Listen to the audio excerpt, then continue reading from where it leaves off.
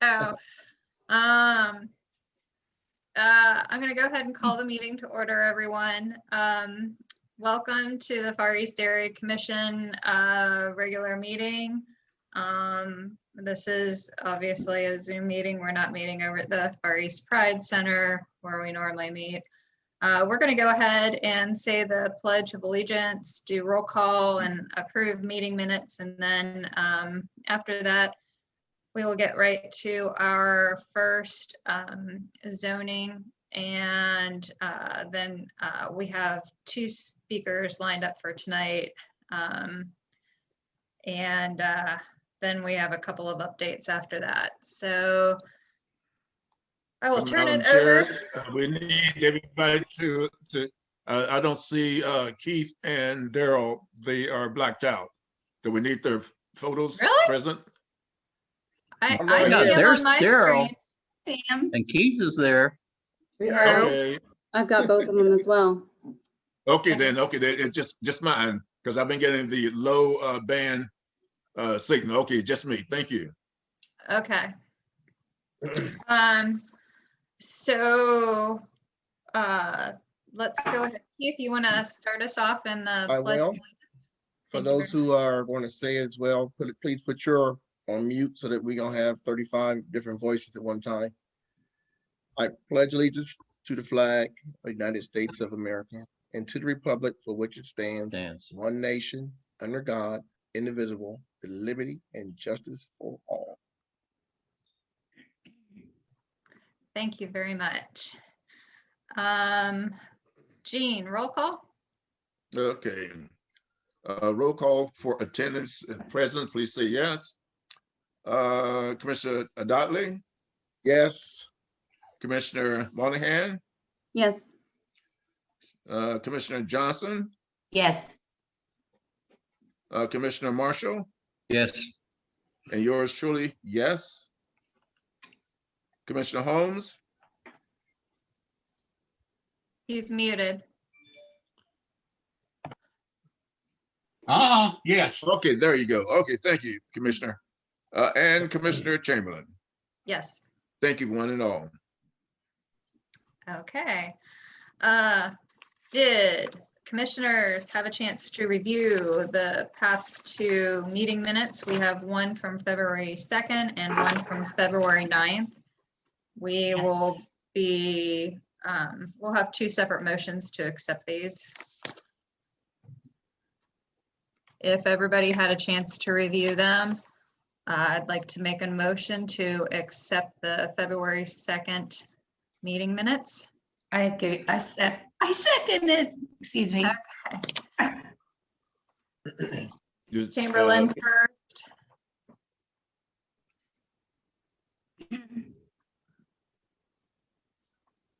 Johnson second.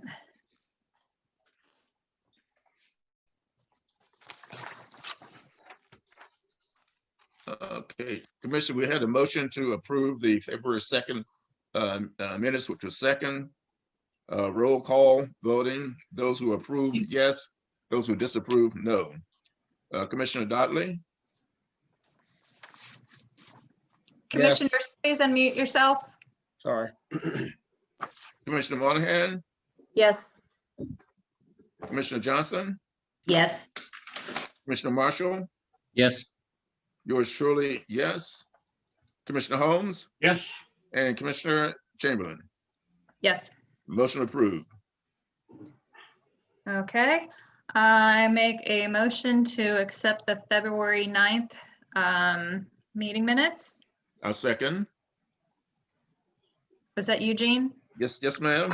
Okay, so Chamberlain first. Tyree second.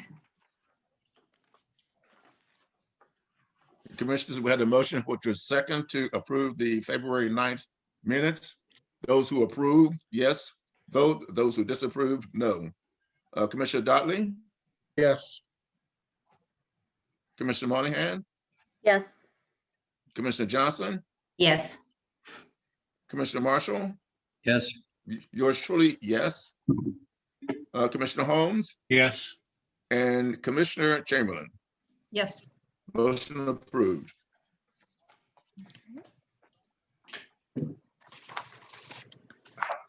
All right. This will carry us right to Jeff Brown. Well, Larry, do you want to give a little forward? Yeah, I'll give a real quick forward. Basically, this is Z21-007. The applicant would be the Indus Broad Street Hotel LLC. Location is 6440 East Broad Street. Basic what amounts to is that this is in proximity to your Mount Carmel complexes. It's going to be sitting over here with Mount Carmel complex sitting I here. can't see it. All right. Okay. So you got Mount Carmel complex sitting over here. This is going to be up over in that section. Okay. This is currently CPD. There are some adjacent M2 properties, which would be your manufacturing properties. Okay. This is going to be a hotel and restaurant. In my mind, I'm not sure. Jeff, is this going to be like a Hilton? Yes, originally, I zoned this site, the front portion, for a hotel. Due to the change in the world, the hotel business has changed dramatically. So what we would like to do is have an option of being able to do a restaurant if the hotel doesn't go forward. So it's kind of an either or type situation. So we have a site plan for the restaurant and then a site plan that you've seen before as part of the hotel development. Can I suggest what the community would want? Okay, or should I tell you what it is? I would presume from the Wagner corridor that they would much prefer a restaurant to a hotel. Yeah, But yeah. This is Daryl, the, I don't know if you have any input into that as well. yeah. I mean, what the interest is, and the reason we're going through that is that we have somebody. It's a Bojangles restaurant, if anybody is familiar with that. So. Wow. They are interested in that site. And so what you have right now, there is an office building at the north end, and then the rest of the site is vacant. If the hotel goes forward, which was what was originally approved when I did the zoning, you'd have the office building and the hotel. If the restaurant goes in, you'd have the office building, you'd have some leftover ground, and then the restaurant would be right on the Broad Street frontage. You said this is across from Mount Carmel East? No, this is Mechanic- further out. This is at the northeast corner of Outer Belt and East Broad Street. So it's closer to Children's has a medical building. Children's Hospital has a medical building on the south side. So it's closer to there. This is all east of McNaughton and everything. Yeah, Is you're it gonna 9 be, iron shot from Rose Hill. Right, are you gonna be Right. north, on the north side of Broad? We're or on the you gonna north be side. Okay.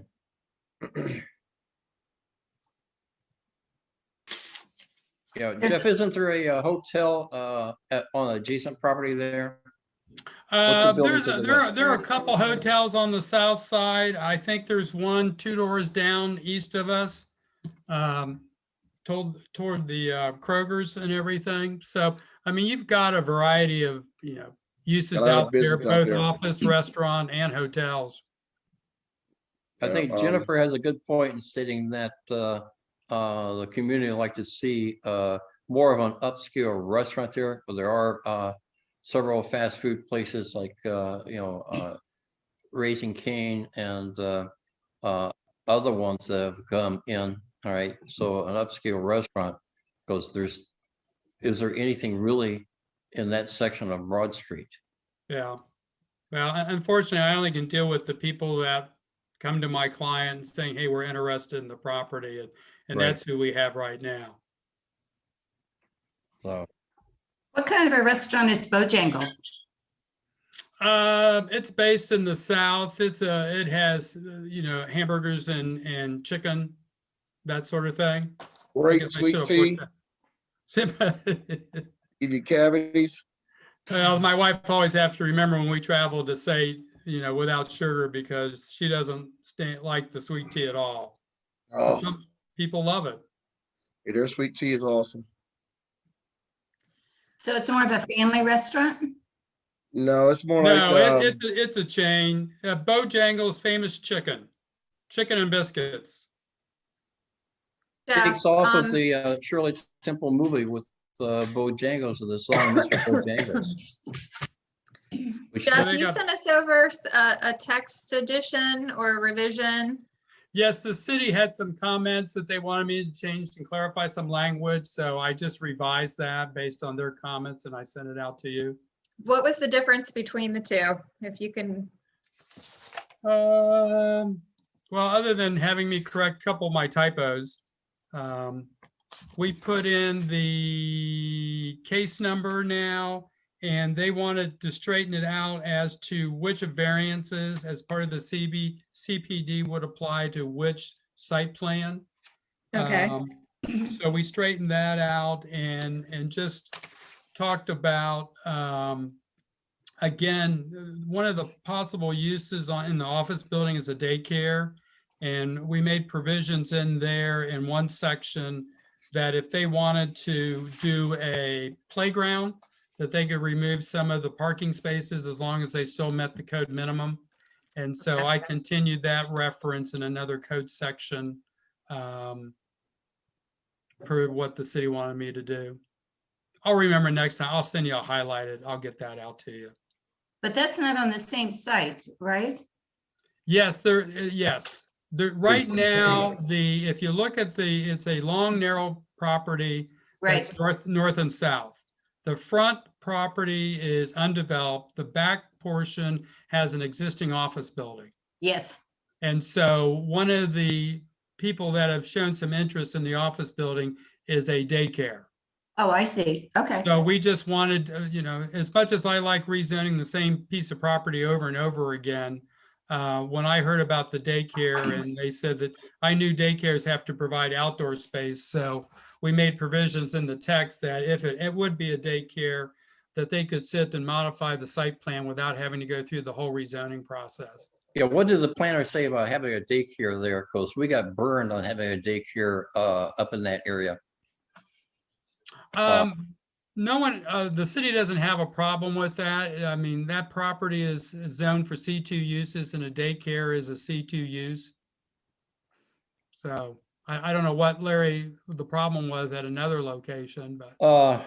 North of Tussing, which I thought was a perfect place for daycare because you have other daycare in there, and they rejected it because they had M classifications in around it. And then we also had a situation north of Broad Street, a similar type thing, where you had a daycare and next to a drug clinic. And they were having problems with individuals from the drug clinic. And basically the city came back and said, actually, it was zoned for a drug clinic, but not zoned for a daycare, which was a very unfortunate thing. That was what, 4 years ago, wasn't it, Jennifer? Yeah, that's one that Officer Keckley was involved in. So. Well, this area is at least on Outer Belt is more of an office warehouse type uses that you have there. To the east of us is that self-storage facility. Do you have any control about a traffic light at that intersection? Actually, the city told us that they're doing an improvement plan and Outer Belt is going to be a right in, right out, which was news to us, but that was one of the traffic comments. A right in. Wow. Yeah, that's what we said. Yeah, right out would be a problem because where do you turn around to go east? Yeah, You wouldn't be able to until you crossed over well, You'd have to no, go to McNaughton. there is that one road right before the cemetery. at the light after you come out of Outer Belt also, where the Moo gas station, car wash. That is Outer Belt, isn't it? No. No, it's a block further down.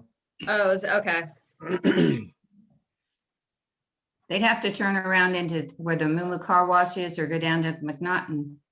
But to go into Outer Belt, they'd have to go all the way around and up through Reynoldsburg or whatever in order to make a right-hand turn to go into that Outer Belt. Unless they could cut through where the Mount Carmel expansion is on the north side there. And then come down Taylor and then make Yeah, your I was left turn surprised to see go that east. comment, but that's what traffic says, that they've got an improvement plan that's going to do that. It looks as though they could cut, there's a break in between the businesses that connects Outer Belt to whatever road this is, and that has a service road that connects to McNaughton. That's probably how they're gonna have to get around that. Jennifer, in the broadening of Broad Street, weren't they putting in an adjacent access road? I can't remember if they were adding an additional lane or not. I thought they were adding an additional lane all the way up to, I think it was 250. it Outer Belt? I think it was Outer Yeah. Belt, right up to Outer Belt. And that was supposed to start in 2022. And then from Outer Belt up to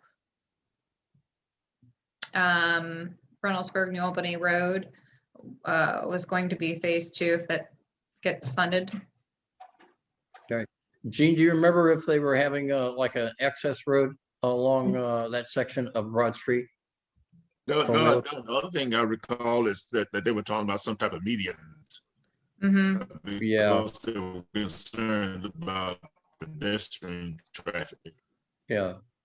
Yeah, when I worked on the Mount Carmel on the north side, the plans at that time were to add an extra lane on Broad Street each direction.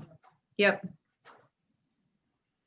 Yeah, but there weren't any additional access roads, beyond those, the additional lanes.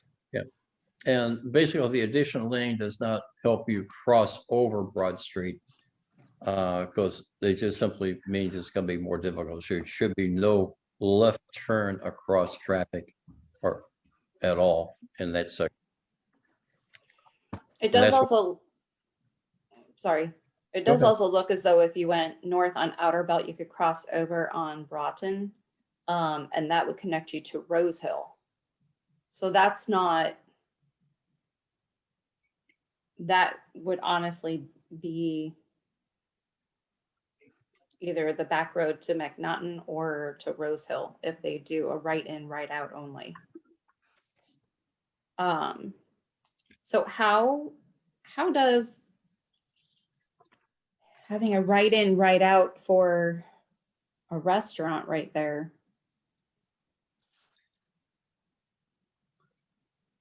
That seems tricky. It's not very helpful for business. No. Yeah, I mean, we were surprised because when I did the zoning for the hotel, there was not any discussion that the city was doing anything with the access. But when we filed this application, that was one of the comments that came back from the traffic folks, was that they have a project that's going to turn Outer Belt into a right in, right out.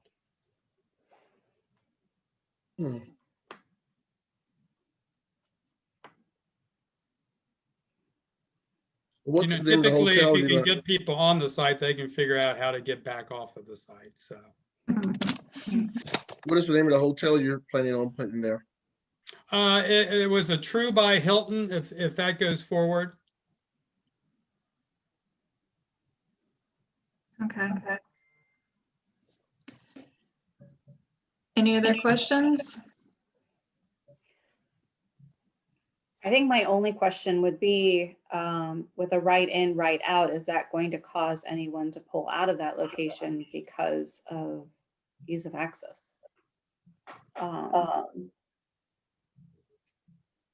if you talk to any retailer or any user, they'd say they always would want to have access that has a traffic light, but this is what it is, and this is what the city's doing. I mean, the city is not doing this changed because of this development. I think the city's looked at the corridor and has, decided to make this change because probably of the traffic flow that's on Broad Street.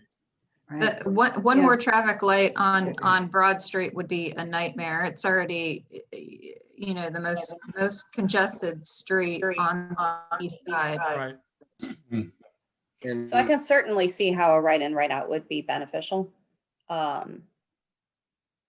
just hope it doesn't mess with the site plan and potential investors. Yeah, no, I mean, our access comes off the side street. We don't have any access to Broad Street. Okay. Thank you. Any other questions? Commissioners, any questions from the public? Okay. If not, then I will sheets. Make a motion to accept Z21-007. Second. Chamberlain first.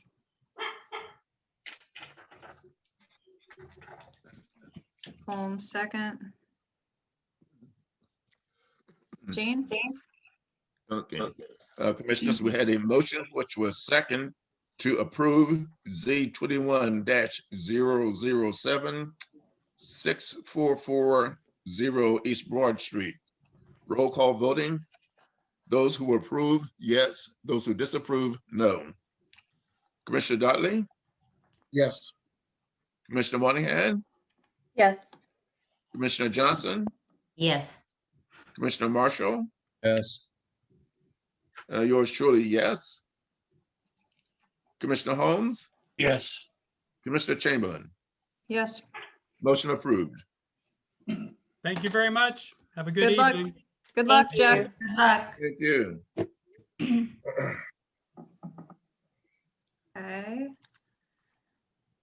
All right. With that, really quickly, I forgot to read. Did somebody say something? Yeah, I was going to say, we're going to make mention of the demo for sheets. I can do that in just 1 minute. I just wanted to read, I forgot to read off our meeting in progress. So as the Far East Area Commission progresses through our agenda, when appropriate, the chair will ask if there's any community input as it relates to specific items on the agenda. Each person wanting to speak will need to raise their hand, and we'll give 2 minutes recognized by the chair for each agenda item. So we kind of, the first round of questioning after the zoning is always open to the commissioners, and then after that, we open it to the public for any comments or questions. Okay, moving forward. Can you guys hear me okay? yeah, we Yes. echo. I'm getting Getting a a lot little of bit of an echo. echo. Yeah, I am too. Is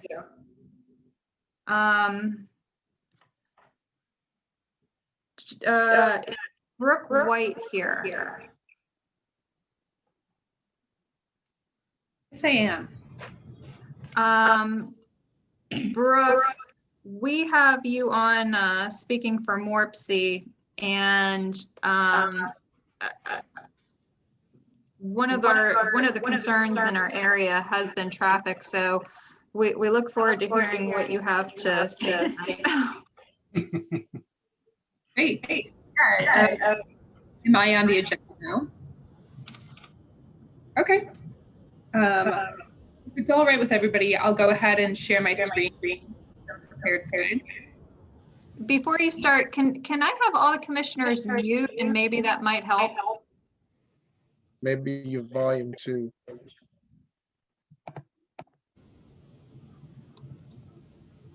Let's see. Oh, that sounds great. Okay, perfect. All right, well, I'll go ahead and let's hope there aren't any technical difficulties.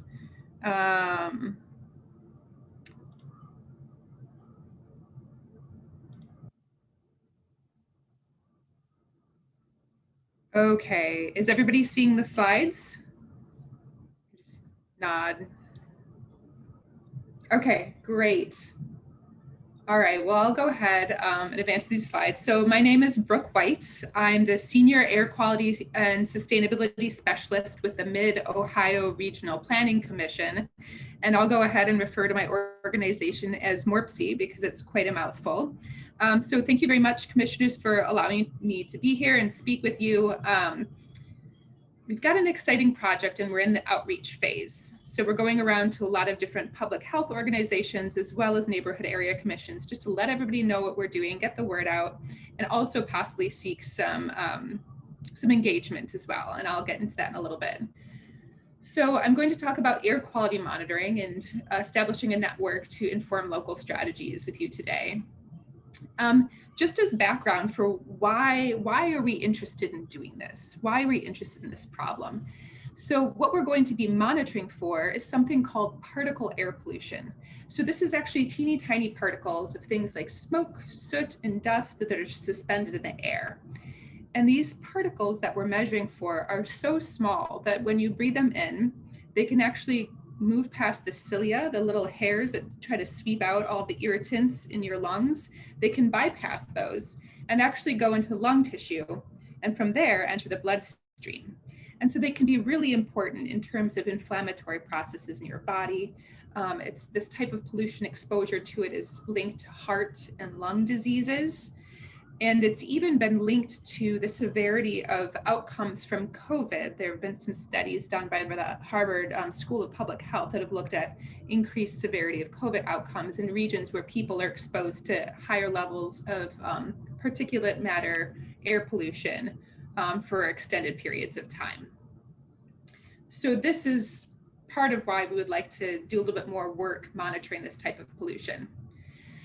So with this slide, I want to get a little bit into how particle pollution is currently monitored and what we would like to do. And so this kind of gets at the crux of the problem and how technology is a solution. So what you see here is a map of the Columbus region, Franklin County, and you see two blue arrows. That is where the regulatory monitors that are maintained by Ohio EPA are located that give us near real-time readings for particle pollution. These are excellent monitors. They require a fair amount of financial and time investment in order to run them. They're what our region uses for regulatory purposes. So it's what decides whether or not we're meeting the US EPA national standards. So this is very important data. They do their job really, really well.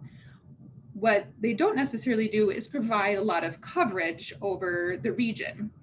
And so there has been a proliferation of a new technology that are these small, low cost air quality monitors that are becoming more and more robust and producing better data over time. So they're not as precise as these monitors that are used by the Ohio EPA, but we can take a whole bunch of them and cover the region more thoroughly and still gather good data, maybe not as precise, but good data that can inform the public and provide more near real-time data, kind of more at the neighborhood level. And so that's what we're interested in doing here. And so this map that I'm showing now has red markers in the zip codes where we would like to site monitors. And I'll go a little bit more into how we're deciding what zip codes to target here. But you can see that it would provide a lot more coverage, which is exciting. It's a good resource for the community. So, so to give you a little bit more background on how this project came to be, it's really a partnership. So we at the Mid-Ohio Regional Planning Commission, so we're not the ones who are doing the regulatory monitoring. What we do is we provide forecasts for air pollution. So it's very, very similar to your weather forecast, but it tells you about the levels of air pollution that are expected for the next 5 days in the future. And so that's a lot of what my job revolves around. We also provide air quality alerts. So if you've ever heard an air quality alert, that's MORPC, that's me doing that job, communicating those air quality alerts. So we talked with Franklin County Public Health, and they were quite interested in understanding levels of air pollution across Franklin County as well, and possibly bringing that in to help inform their public health planning process.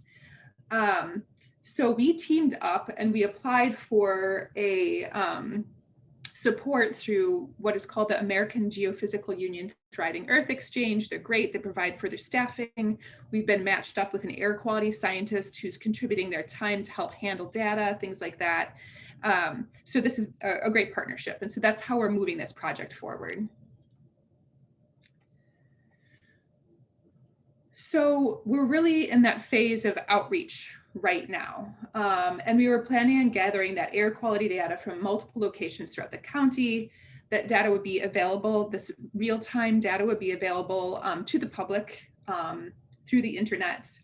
And we'll be using it at MORPC. We'll be doing a final report at the end once we're done gathering a year's worth of data. We'll be using that data through MORPC and MORPC's planning processes, as well as Franklin County Public Health using that data.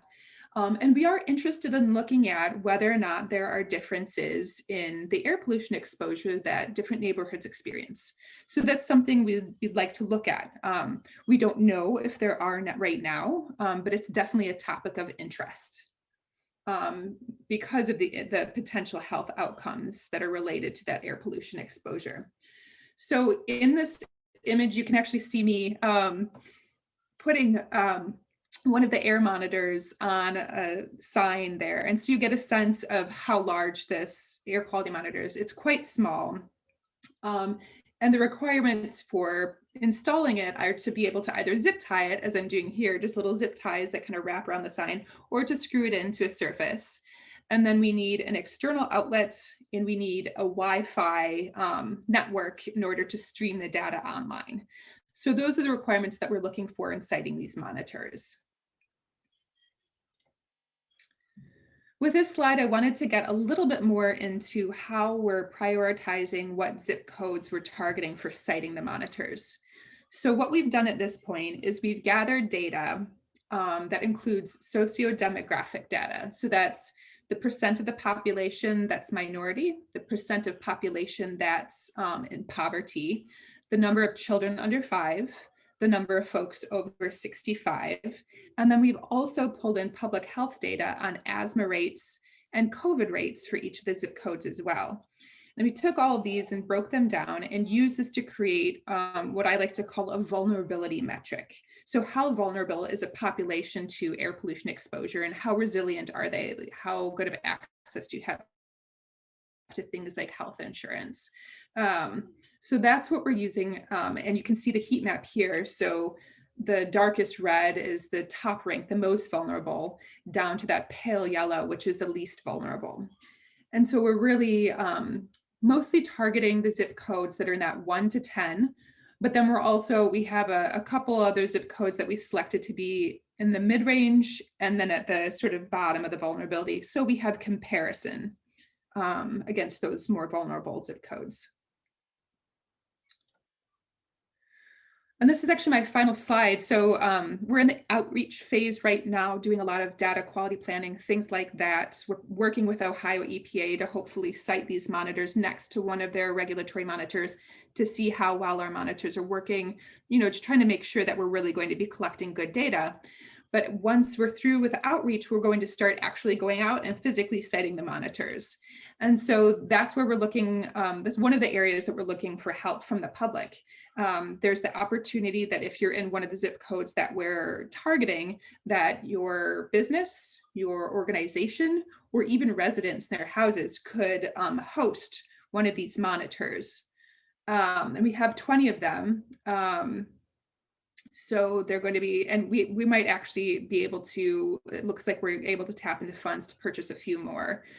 So yeah, so we're looking for places to site these, hoping to get support. And we're definitely, curious and hearing more from the community and determining the placement. I think we're fairly settled on the zip codes, but zip codes are fairly large, so we need to determine exactly where within each of those zip codes to site. And then another way that we're engaging is that we'll be using this data in the health improvement plans and hopefully to, you know, affect policies and demonstrate any trends that we can address within our community. And this is contact data. So Jenny McAdams is my wonderful colleague at Franklin County Public Health. She's their sustainability manager. And you see my, my contact information there too at the bottom. So always happy to entertain questions now, or, you know, if you want to take down my information and you have a question later, always happy to hear it from anybody. And that's my entire presentation, which means I need to stop sharing. And I need to figure out how to do that. Brooke, I have a question. Are you primarily, are you looking to put a greater placement in areas that have the higher, I forget what term you use, but they're like air quality, or like in the red areas, and then like less in the orange, and then less into the getting all the way down the scale? Yeah, so the majority of the monitors would be in the more vulnerable zip codes, yes. And then a handful, there would be a couple in sort of the mid-range, and then like 2 to 4 in the least vulnerable, just so we have that comparison. Yes. Okay, and then a second question is, I can't imagine, although I could be very wrong, I can't imagine anybody would turn down the placement of one of these. I really find that hard to believe, but I just didn't know if you had like a game plan already in place of where most likely you would like to place them if you had the opportunity to, and then. Honestly, right now we just have the zip code. So I've done a pilot deployment of these. It went well, but sometimes it was difficult to find, you know, just to engage. That's part of why we're doing a lot of this outreach, is we need folks to know about this, to be interested in having, you know, a monitor sited. Some of the questions that have come up is, you know, how much electricity is it going to draw? How much Wi-Fi is it, you know, bandwidth is it going to use? And from the manufacturers, we know that in terms of electricity, it requires even less than an LED light bulb. So this is really low in terms of electricity. And the Wi-Fi bandwidth, I forget, I know I've reached out and figured out, you know, a good way to communicate, but it's really, really minimal in terms of using up Wi-Fi bandwidth, which is, you know, a concern for a lot of folks these days when they're working from home, or, you know, just that we're all spending a lot more time at home, but it should be pretty minimal. And I think in terms of Wi-Fi, we can't use the sort of public Wi-Fi networks where you have to go to a web page and say, oh, I want to access this Wi-Fi network. We need something more like what you have at home, or maybe the internal Wi-Fi network that you have at a business, where you just have it password protected. We enter the password once, and then it just, you know, can automatically communicate with that Wi-Fi network. But yeah, definitely hoping to get folks who see the value in having a reading maybe near where they live or where they work. Yeah, or have some buy-in.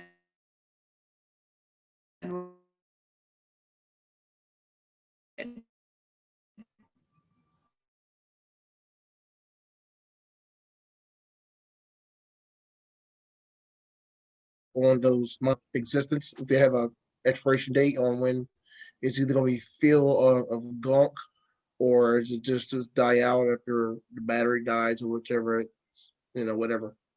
Good call. I mean, they do have, like any technology, they have a finite lifespan.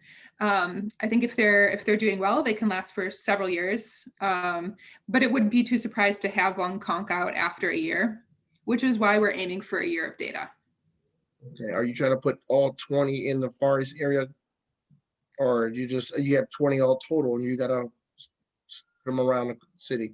Right now we have 20 total. So we're really kind of aiming, we have 9 zip codes selected right now, and I can share that list of zip codes as well. And we're hoping to host, you know, 1 to 2 per zip code, mainly like 2 per zip code. So it's not all 20 in the Far East, but I think we are going to end up, it looks like through that Thriving Earth Exchange partnership that I mentioned, it looks like we're going to have access to a pool of funds. So we most likely are going to end up with more than 20 monitors. So that not I can recommend that you put them in our high traffic areas. That'll give you a better answer of the pollution that's going through our area. I mean, Yes. food for thought. Yes. There are a lot of science teachers or STEM schools, I'm sure, that would be very interested. Yeah, and we're actually, it will take a little bit more doing, but we're hoping that we can also create an educational module that would go along with the data, since that's such a great resource and it'll be free and publicly available online. So if we can recreate a little curriculum around that and work with teachers, we're hoping we might be able to get that into classrooms, since we've done a little bit of educational programming through the air quality program at MORPC already. So Couldn't you house them yes, there? that's also another good option. Just need to establish those relationships. So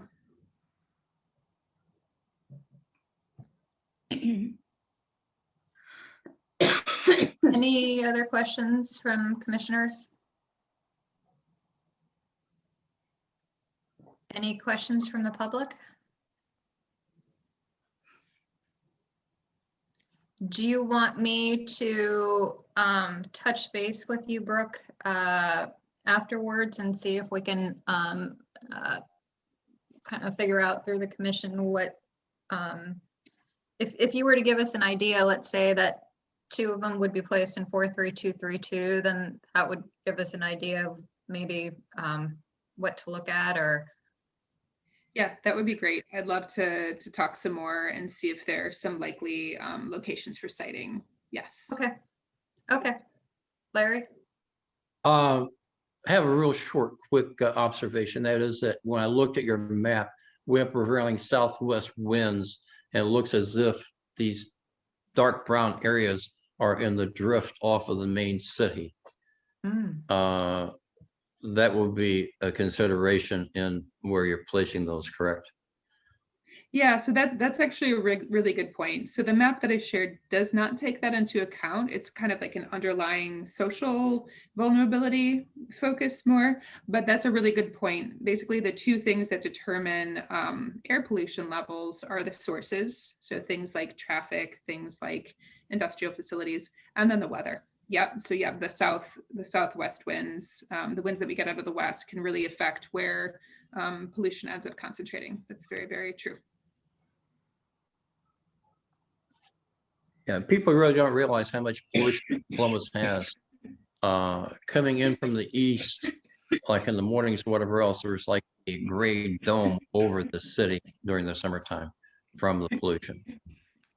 Yeah, we can definitely end up with some more smog in the summertime. And there are a number of different pollutants too, which makes it even, Living in the Cleveland area for like 30 some years, one of the things that we were required to do was actually have a test, a pollution test on the cars, not just in Cuyahoga County, but Lorain, Medina, and like the adjacent counties there, which they do have, of course, the inversion problems with the city of Cleveland. But is that something that the Columbus area might be moving towards?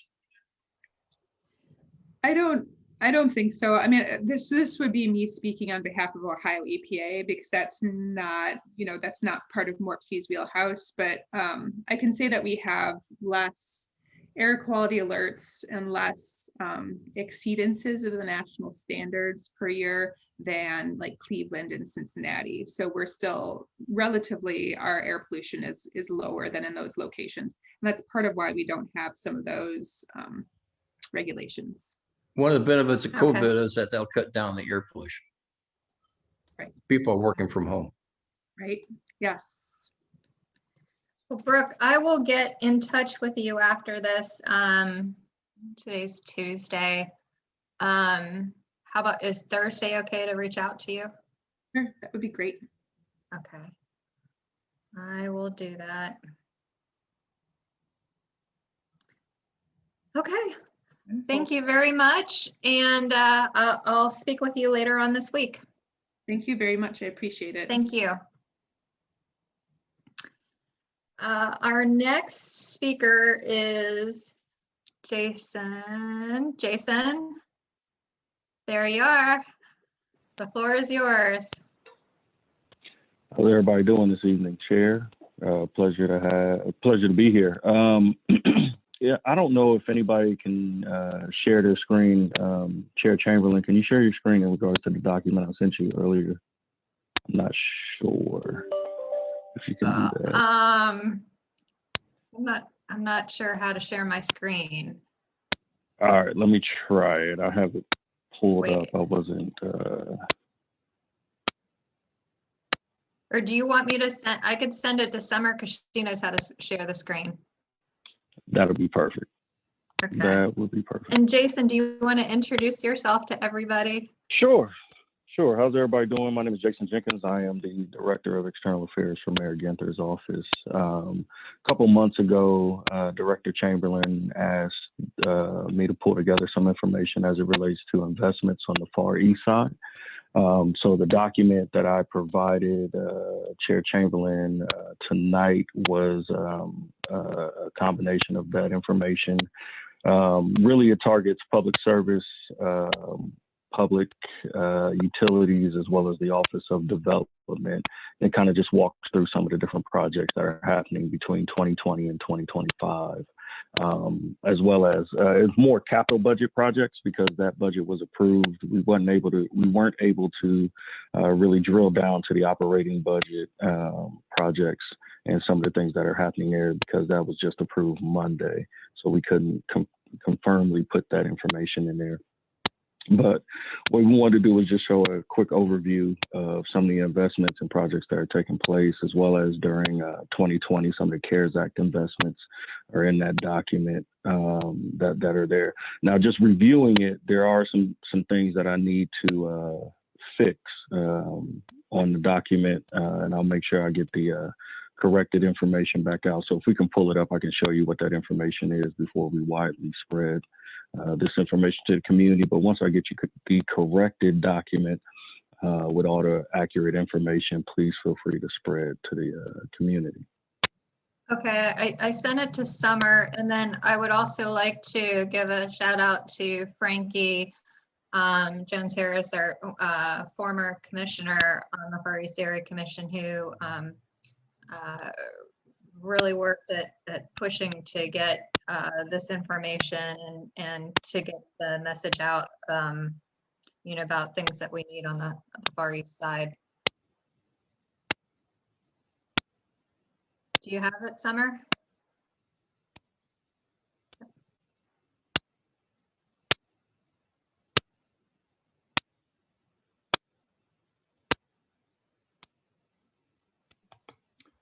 Jason, how you been doing? Gene, how are you here? I'm good, sir. How are you? Good. Good to see you. Good to see you as well. Is everybody able to see this screen? Oh, you got it. Okay, I was just hitting the. Okay, perfect. I just happened to see a share button at the bottom, and I said, let me click this and see what happens. Yeah, that's it. Here we are. So I'm just going to scroll through this information really quickly. Like I said, I'll have the finalized document for everybody to read through and take a look at. So on this first page, you'll see the capital budget and then some of the overall spending. It's about $3.5 billion. And then what we look at, the $2.5 billion is designated citywide. So citywide different projects, infrastructure, lighting, that type of thing. And then about $1 billion or so is designated to specific projects in specific areas. Total investment of what we're seeing on the Far East side is about $91 million. It's about 9% of the $1.1 billion there that we're seeing. This is the area that I need to adjust. For some reason, these totals were equal across the board in these three areas. And the reason why we have these three areas is because of how the projects are separated. They're not separated by area commission boundary. They're actually separated by adjoining streets. So we had to incorporate some of these different areas which connect to the Far East side in this particular budget. So we're going to move down to some of the capital budget investments within the Department of Utilities. So you'll see the stormwater division, sanitary. I'm not going to insult anyone's intelligence. You can definitely read through this over time. And then also, if you have any questions, about any of this. I'm gonna be honest, I'm not an expert in any of this information. I'm just the one compiling it from the different departments. Please feel free to send questions to Lynne, and then we will get you a written response back from those departments as it relates to these particular projects. And I'm sure timeline is one of those questions that'll come up. So just to make sure you understand, this is a timeline between 2020, 2025 projects that are coming. So this is the utilities projects that are coming down the pike. Some of the water division stuff, different areas within that space. And honestly, Jennifer, if you're Jennifer, Chair Chamberlain, if you're comfortable sharing this with the commission, please feel free to do so, but understand that there are some changes that need to be made before we share this to the community at large. So I'm gonna leave that in your hands as to make that call, whether you want to share it with the commissioners. Okay. Okay? I haven't shared it thus far. I'll ask Lynn, her thoughts on it and then proceed from there. Yeah, I can get those changes for you. Particularly, this is the biggest one that I'm noticing is these totals are not correct for these areas. So once I can get that, hopefully by the end of business Thursday, and have something for you by Friday, if that's okay. That's fine. But the rest of this information, okay, perfect. The rest of this information, from what I understand, is accurate. And I'll do a quick walkthrough with our finance department to make sure that that's correct. Moving on, we have public service, some of the different things that are taking place within public service. You have your total investment here, and then what we're looking at as far as the different projects that are taking place in this particular area. Jason, also, if you have in this area right here of the streets and sidewalks, I know that there's been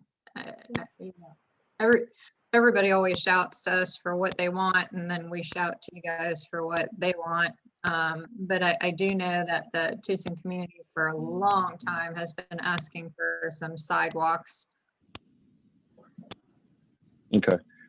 If you could send me, if there are any questions from this, send that to Lynne.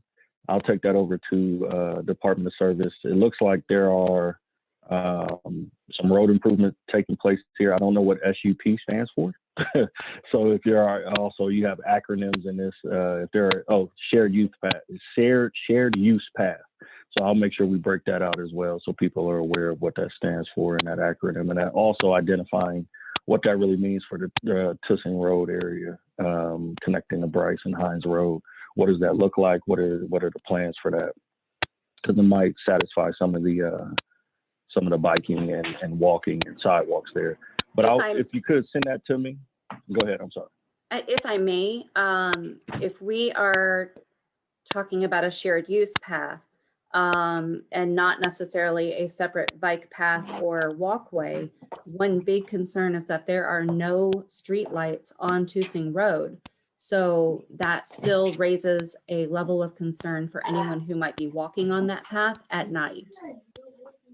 Okay, so that's something that we definitely need to take a look at.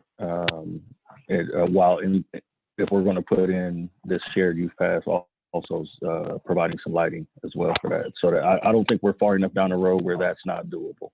So Okay. we'll definitely take a look at that. I appreciate that. Thank you. You're welcome. Thank you. And then just some additional projects. So we're looking at redoing some LED or inputting some LED lights throughout the Far East area. And then also Vision Zero, which was announced earlier today, a project that is citywide, but we're starting on the east side with this particular project when it comes to Vision Zero. And there's more online through public service to kind of outline what Vision Zero is and what we're trying to do in that space as it relates to schools in the area in particular. We're looking at some different home investments from the Office of Development, about $1.4 million in preserving homes. So I can get some more. It looks like it needs a little bit more detail in this space as to what those programs are, what that looks like, what that is. So I'll make sure I get that added to this slide as well.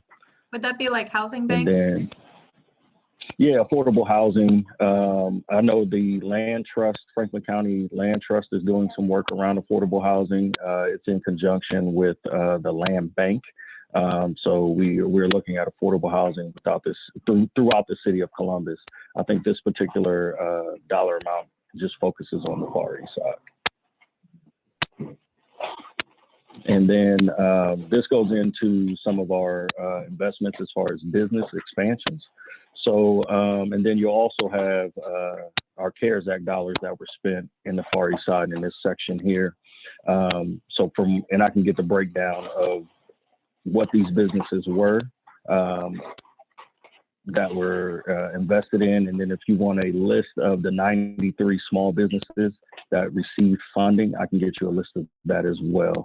We just didn't want to fill up the entire sheet with these names and numbers of businesses, but this gives you a breakdown of the different businesses that we were expanding in the Far East side and invested in. Jason, can you share too? You shared it with me before, but can you share with everyone else that 1 out of every 8, every 9. 9, 8 to 9 businesses were East Side businesses that received CARES Act funding, whether it be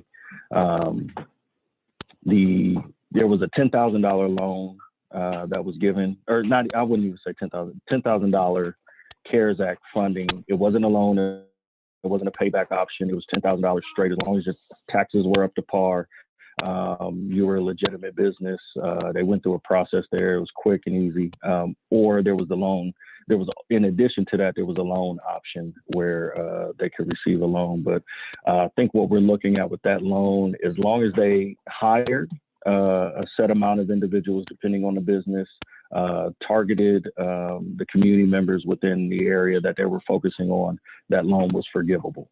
I think there was a third criteria, but I can't remember that off the top. Oh, they had to stay in business for at least a year, I think was the ask. And then we will provide some supports around that to make sure that that business received everything that they needed to accomplish those 3 goals, because we really wanted that loan to be forgivable. And I think that's it. Like I said, a couple things I need to clean up on this, but I promised you all that I would get this to you today. I apologize for the wait. It is a lot of information to trek through and try to compile and make it as digestible as possible for the community. But a couple things I want to make sure I add in is this, definitely the details around what this 1.4 million will be going to around housing. The questions in regards to service as it relates to lighting and sidewalks on Tussing. And then I will, that second slide, I will make sure I clean up a little bit. And again, if there's any questions as it relates to this information after I get those things added to these slides, please let Lynne know. I will reach out to the various departments to touch base with them and get you a written response.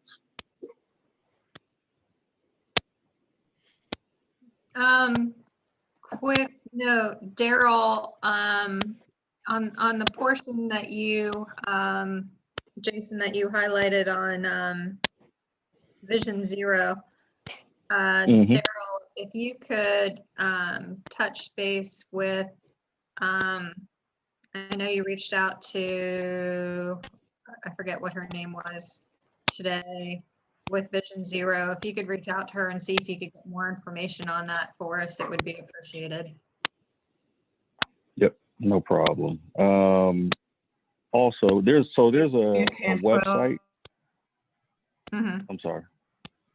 So there's a website that you can go to. It's I can send you the website link to it, but I'll also get the point of contact for Vision Zero. Make sure you have their information as well.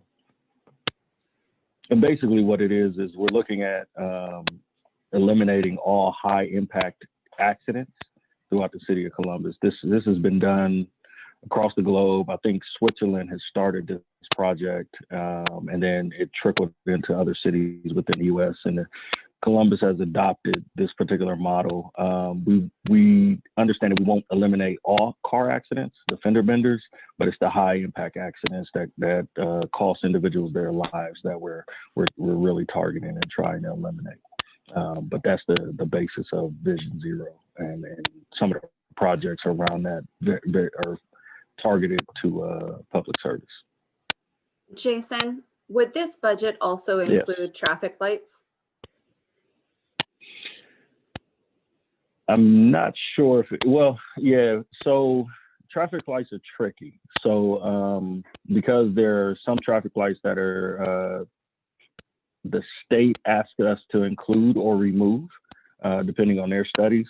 That comes out of the operating, from what I understand, when those requests come down from the state. But as far as putting in traffic lights, I think the studies and the actual dollar amount does come from the capital budget for service. So, but I can double check and make sure and see how that works. If you could, that would be greatly appreciated, because we are still trying to get a traffic light at Hines and Refugee. And we just had another really nasty accident the other day. Yeah, I'm familiar with that intersection, and I've heard that before. So I'll look into that as well. Thank you. You're welcome. I know that there was a study that was done, but I believe they are just waiting on funding. So anything that we can do, Okay. it's letters or council meetings, we are more than happy to do it. Yeah, I'll see where that study's at, and then where it sits within the budget for it. I'll talk to Ronaldo for sure. Thank you. Thank you. I'm glad that the study was already done, because that's always the first step. So it sounds like we're over the first hurdle. It took us a little bit, but we finally got them to, in the community, and we got that part done. Awesome. Jason, do you know when the next directors, kind of dialogue with the directors, or the next directors town hall meeting will be for the different sides of town? I do not. I'll check and see. I know the mayor is looking at State of the City either this month or early next month. So I will check and see if I'm sure it usually falls after that. So I'll check and see when we're going to do that again. Is there a particular director you want to connect with? Well, just still like to, seems like forever raising the concerns of an additional police substation and an additional rec center for the east side. And I believe the last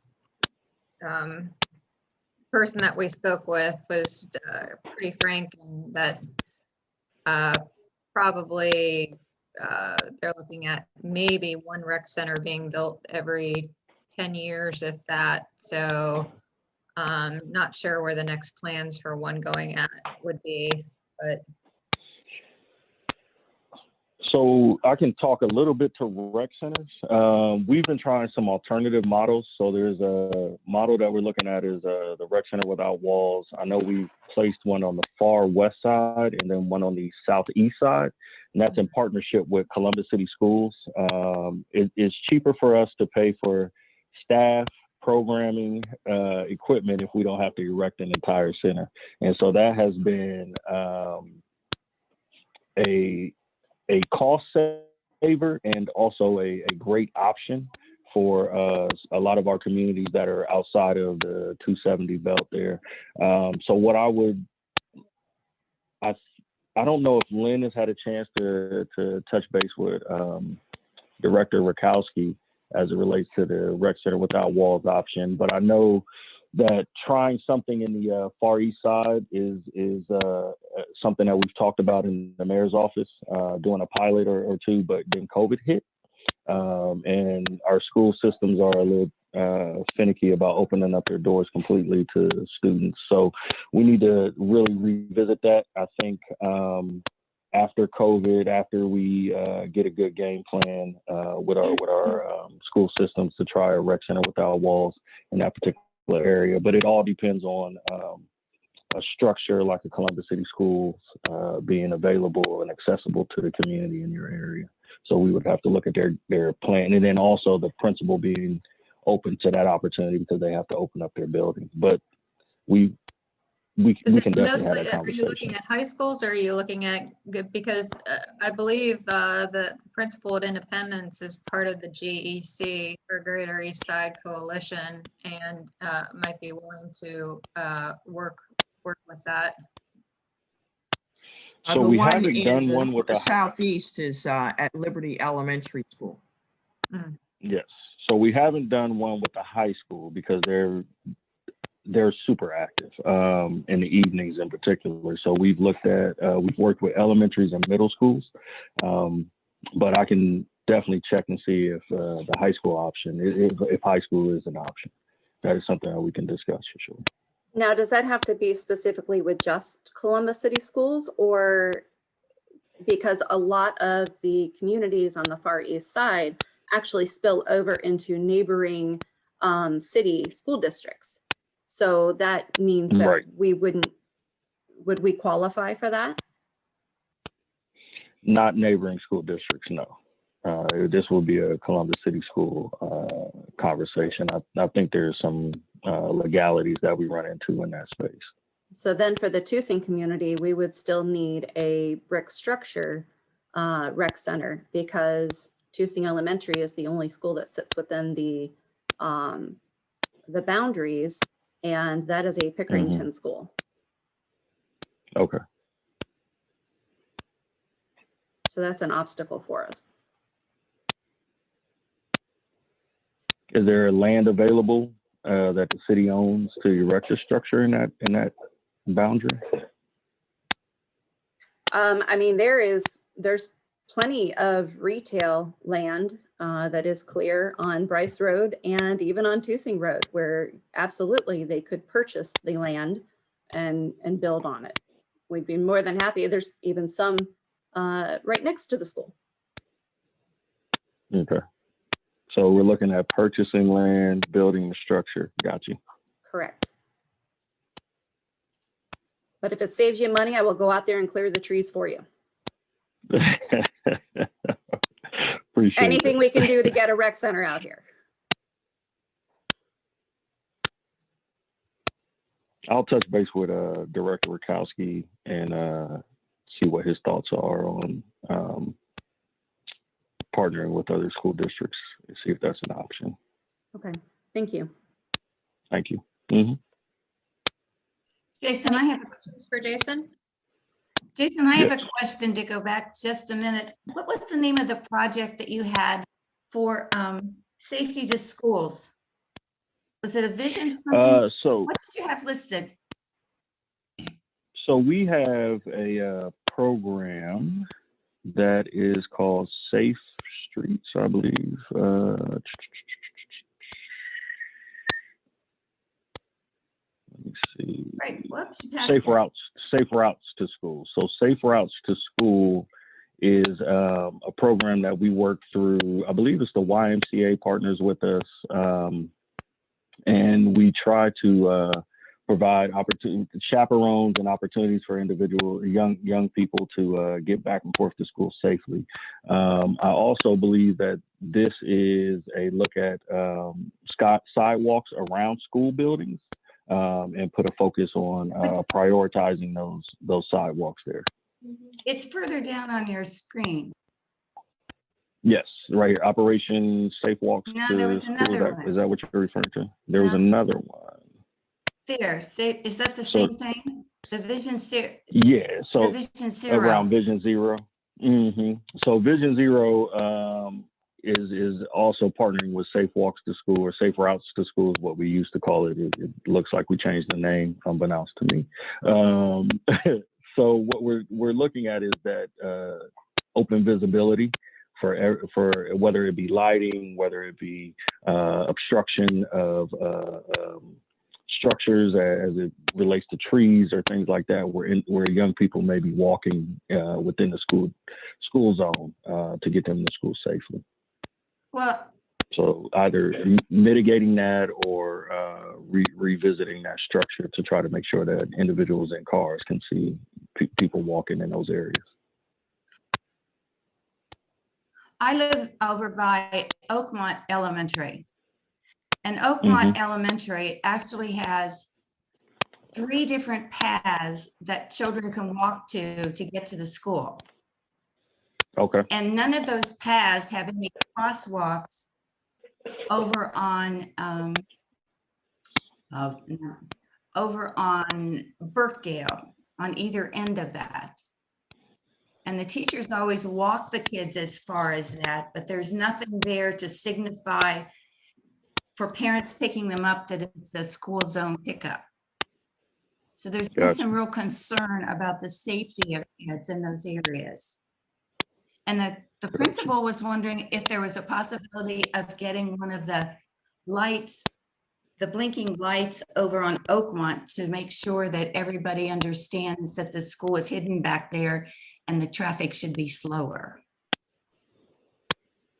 I'm not sure. I know that's probably something that Columbus City Schools would need to request in that area. I know it's usually when we put the blinking lights up, it's in combination with Columbus City Schools for that. So I can, if you could you email Lynn those details? I wrote them down, but I want to make sure I got it. I wrote it down correctly, right. And then I'll make sure that Ronaldo follows up with Columbus City Schools to try to mitigate that. Thank you very much. Lynn, would SWID No, be thank you. involved in this? What did you say? Would SWID be involved in this? You Swid. said, I hear a lot of clicking. With who? SWID? Swig. Oh, Swidarski, Catherine. Yeah. She might be. In fact, that's what I was going to find out, if Safe Walk was Safe Routes. So I will be in touch with her. Okay. Incidentally, Jason, the Safe Routes slow signs were all very popular with the Far East Area Commission. A lot went out, Okay. distributed to the communities. That's good to know. Yes, we received constant requests for more and more and more, even though somehow they started to be taken down, but they were very much appreciated to help caution vehicular travel and the safety of kids. Okay. I actually have 10 in my garage that we have not been allowed to distribute because we were told that even though they were approved by one division in the city, they were not approved by another. And so now anyone who puts them out, the city is pulling them. So we've held on to them, waiting for them to work all of that out so that we can hopefully get these signs back out there. Because people do love the signs. Do you have specific, well, we can talk off base about that and try to we work need that to out. follow up on that. Yeah, Yeah, that would be helpful if you could share that with me. absolutely. And we can identify what that is. Because I believe it was the Department of Health that approved the signs, but Department of Transportation that said they were not approved. Okay. Gotcha. I'll get some detail on that. Thank you. Is Frankie still on here?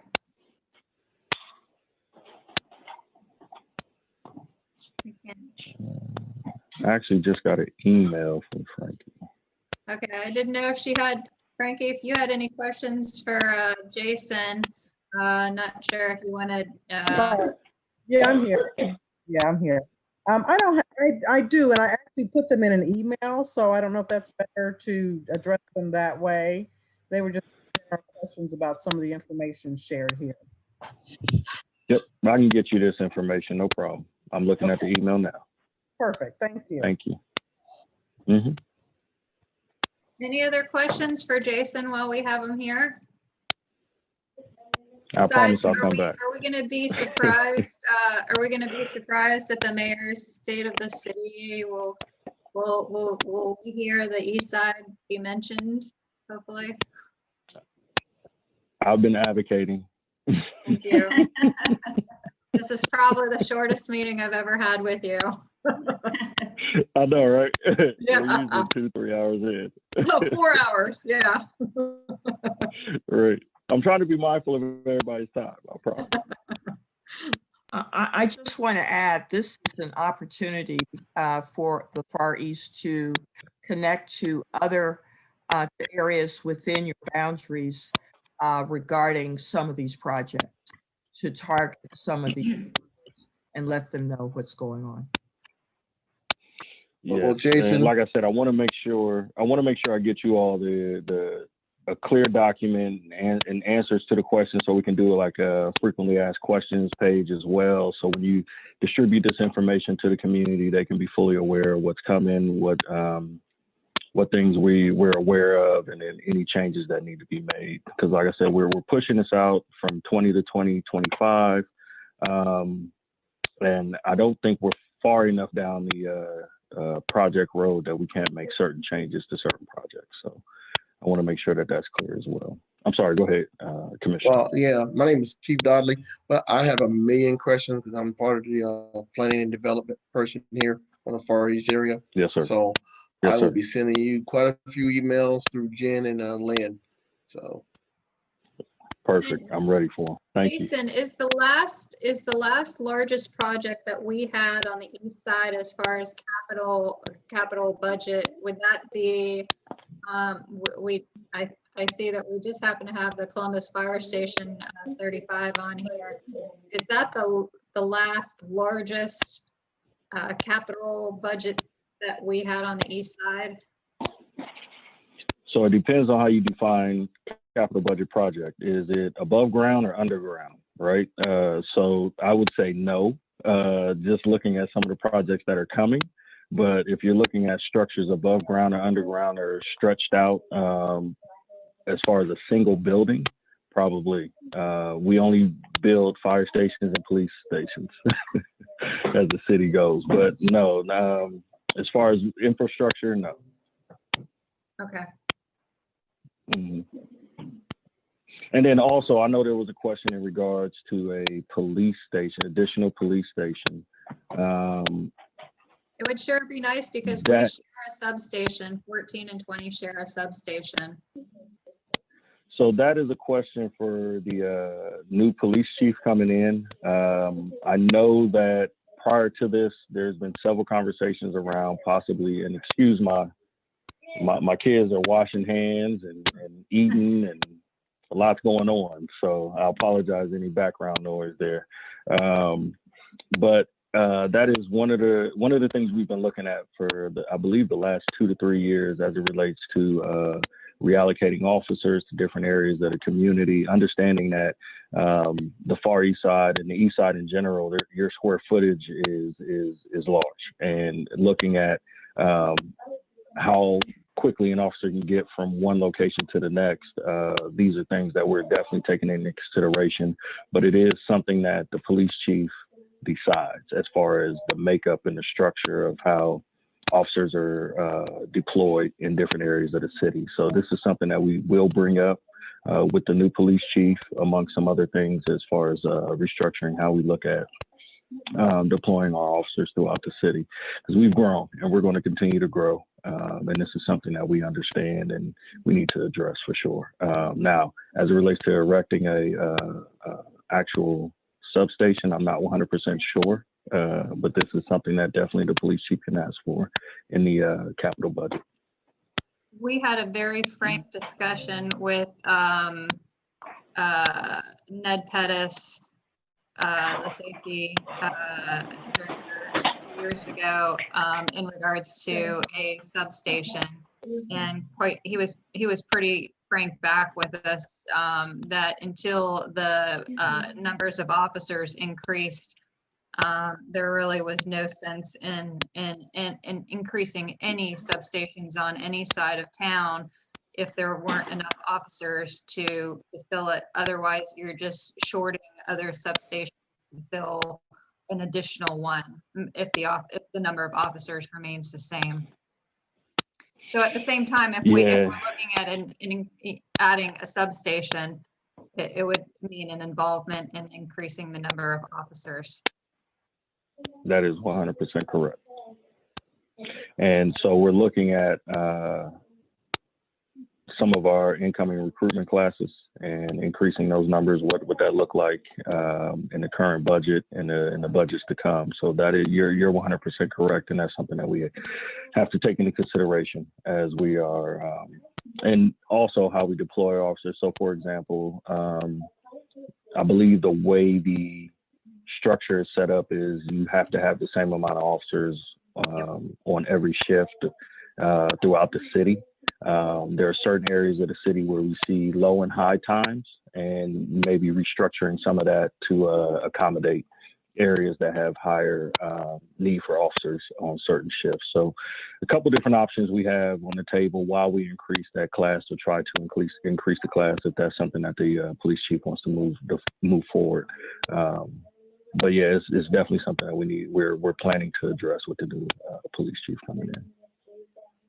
Thank you. No, thank you. Any other questions for Jason before we let him get back to his family?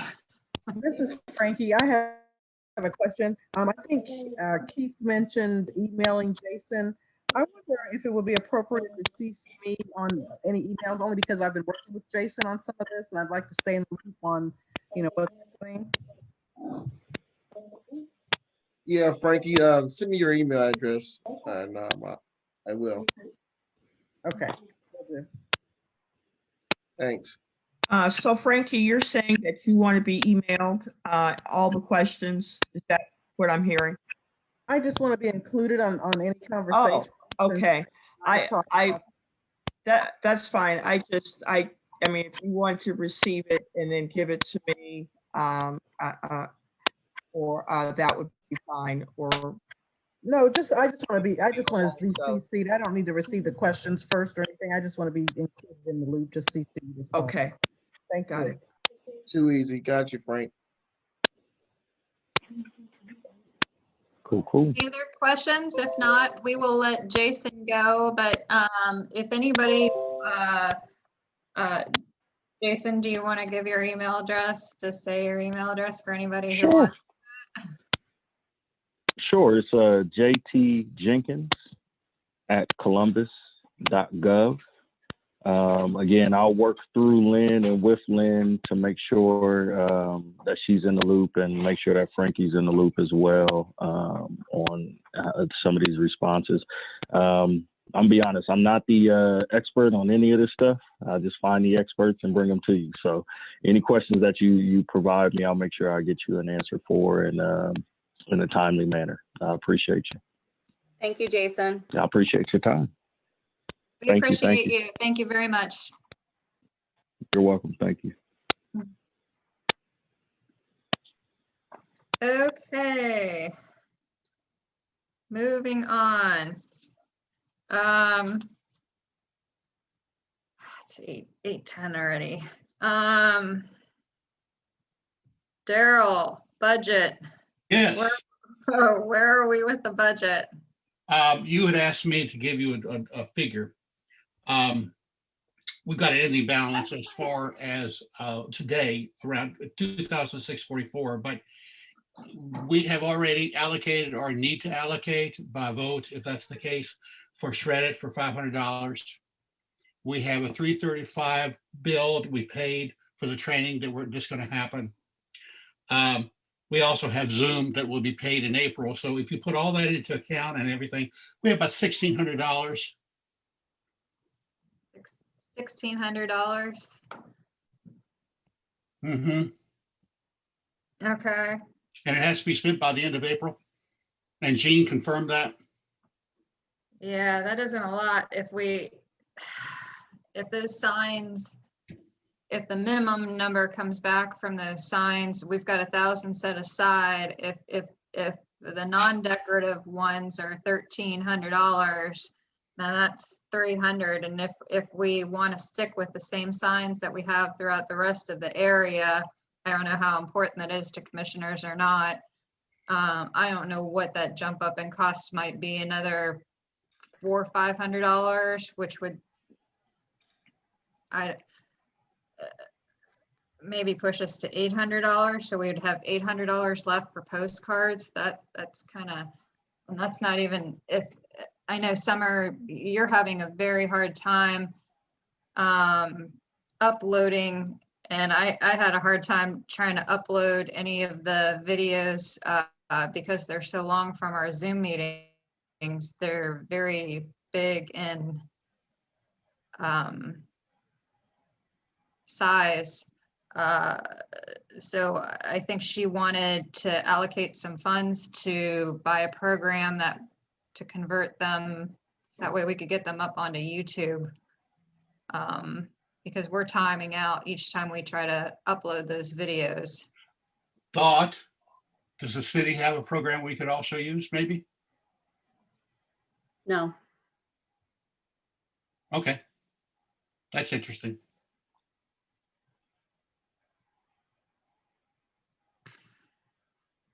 Summer, what's the cost of that program to upload it? Okay.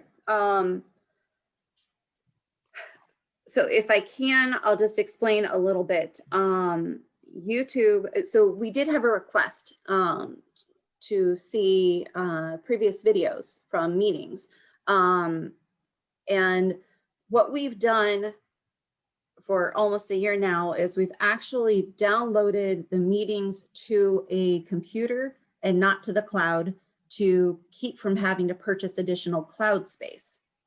So doing that, no big deal. We can upload to YouTube. However, there is a 1 gigabyte limit on the upload to YouTube. Well, when we go over 2 hours in a meeting, that puts us over the 1 gig.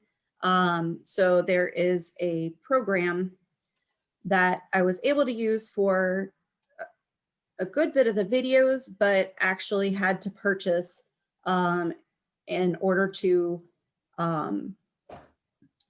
we had one meeting that was like 2.5 gigabyte. So they have all been converted.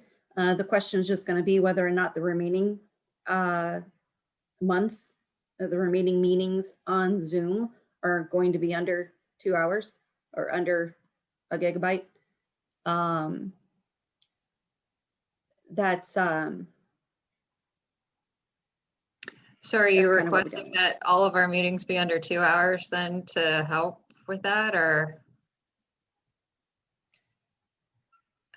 Theoretically, yes, it would help, but we can't always control who, you know, the number of zoning applications we have, guest speakers, any of that. So the question would be, do we want to continue this plan? Another option would be is after I convert the rest of these videos, I cancel the plan, and then we plan to go back to in-person meetings in July. So that would be April, May, June. I could theoretically wait until June to purchase the plan again instead of carrying it on a monthly thing. The meetings just won't be uploaded to the YouTube page if they're over that amount until we purchase the program again. Let me make a suggestion that may save you money going forth. As the city has come up with the CBUS website, it'd be an opportunity if, I don't know how much it costs to get your website updated. You can go all on the city's website, and that would give you a little leeway in your cost. We cannot upload videos that large on the city's website that they've given us. I'm just talking about saving money in another line item down the road. I'm not sure I follow. I'm not following either. Me neither. We're not tracking. I'm saying that if money is very tight right now, and you're thinking about that cost with the overage of Zoom, there could be another opportunity to save money. Oh. Line item. No, it's not Zoom itself that's costing the money. The Zoom is fine. It's a matter of, and what It's a matter of being able to take the videos from over here and put them over here where they can be seen. So we either purchase additional cloud space that would be a permanent space to hold all of our meeting videos. That would be a cost that keeps going on in order to save those videos there, and provide everyone with one specific link to each meeting. Or we take a temporary cost for a couple of months that allows us to condense the videos, upload them to YouTube, and there is no storage fee after that, and they're available for however long we want them to be available for. Did that make sense to everybody? Jennifer shaking her head no. I hate technology as much as I hate finance. So I always defer to you. Whatever you think is best, whatever you could do to make it work, whatever I guess cheapest to get us there would be my. I don't understand all what you just said, but just those three things, I guess. Whatever you think is best to get us there, whatever is cheapest, and you know. So I got a question before you get started. yes. Are we trying to keep an entire year of meetings online to go back, or can we just, I don't say delete, but store them somewhere in the cloud where that if we ever need to go back a year or two, we can do that. And after so many years, you just dispose of them.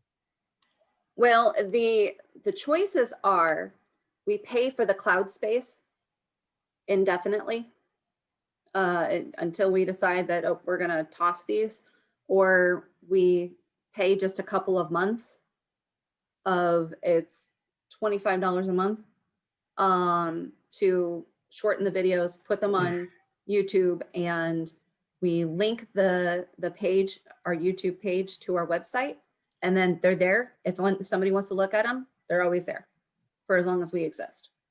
Okay, wait a minute. Wait, I kind of understood that. So wait a minute. Okay. So my question would be to Lynn or to David. It makes no sense to me if we have to have these meetings in perpetuity, like they can ever be like they're like our meeting minutes. We always have to make them available. Then we would have to do it in perpetuity, right? Well, We there's have to the have them on some place that records retention schedule, and I believe it's 4 years for minutes. So But what about for the go Zooms? back to our records retention schedule.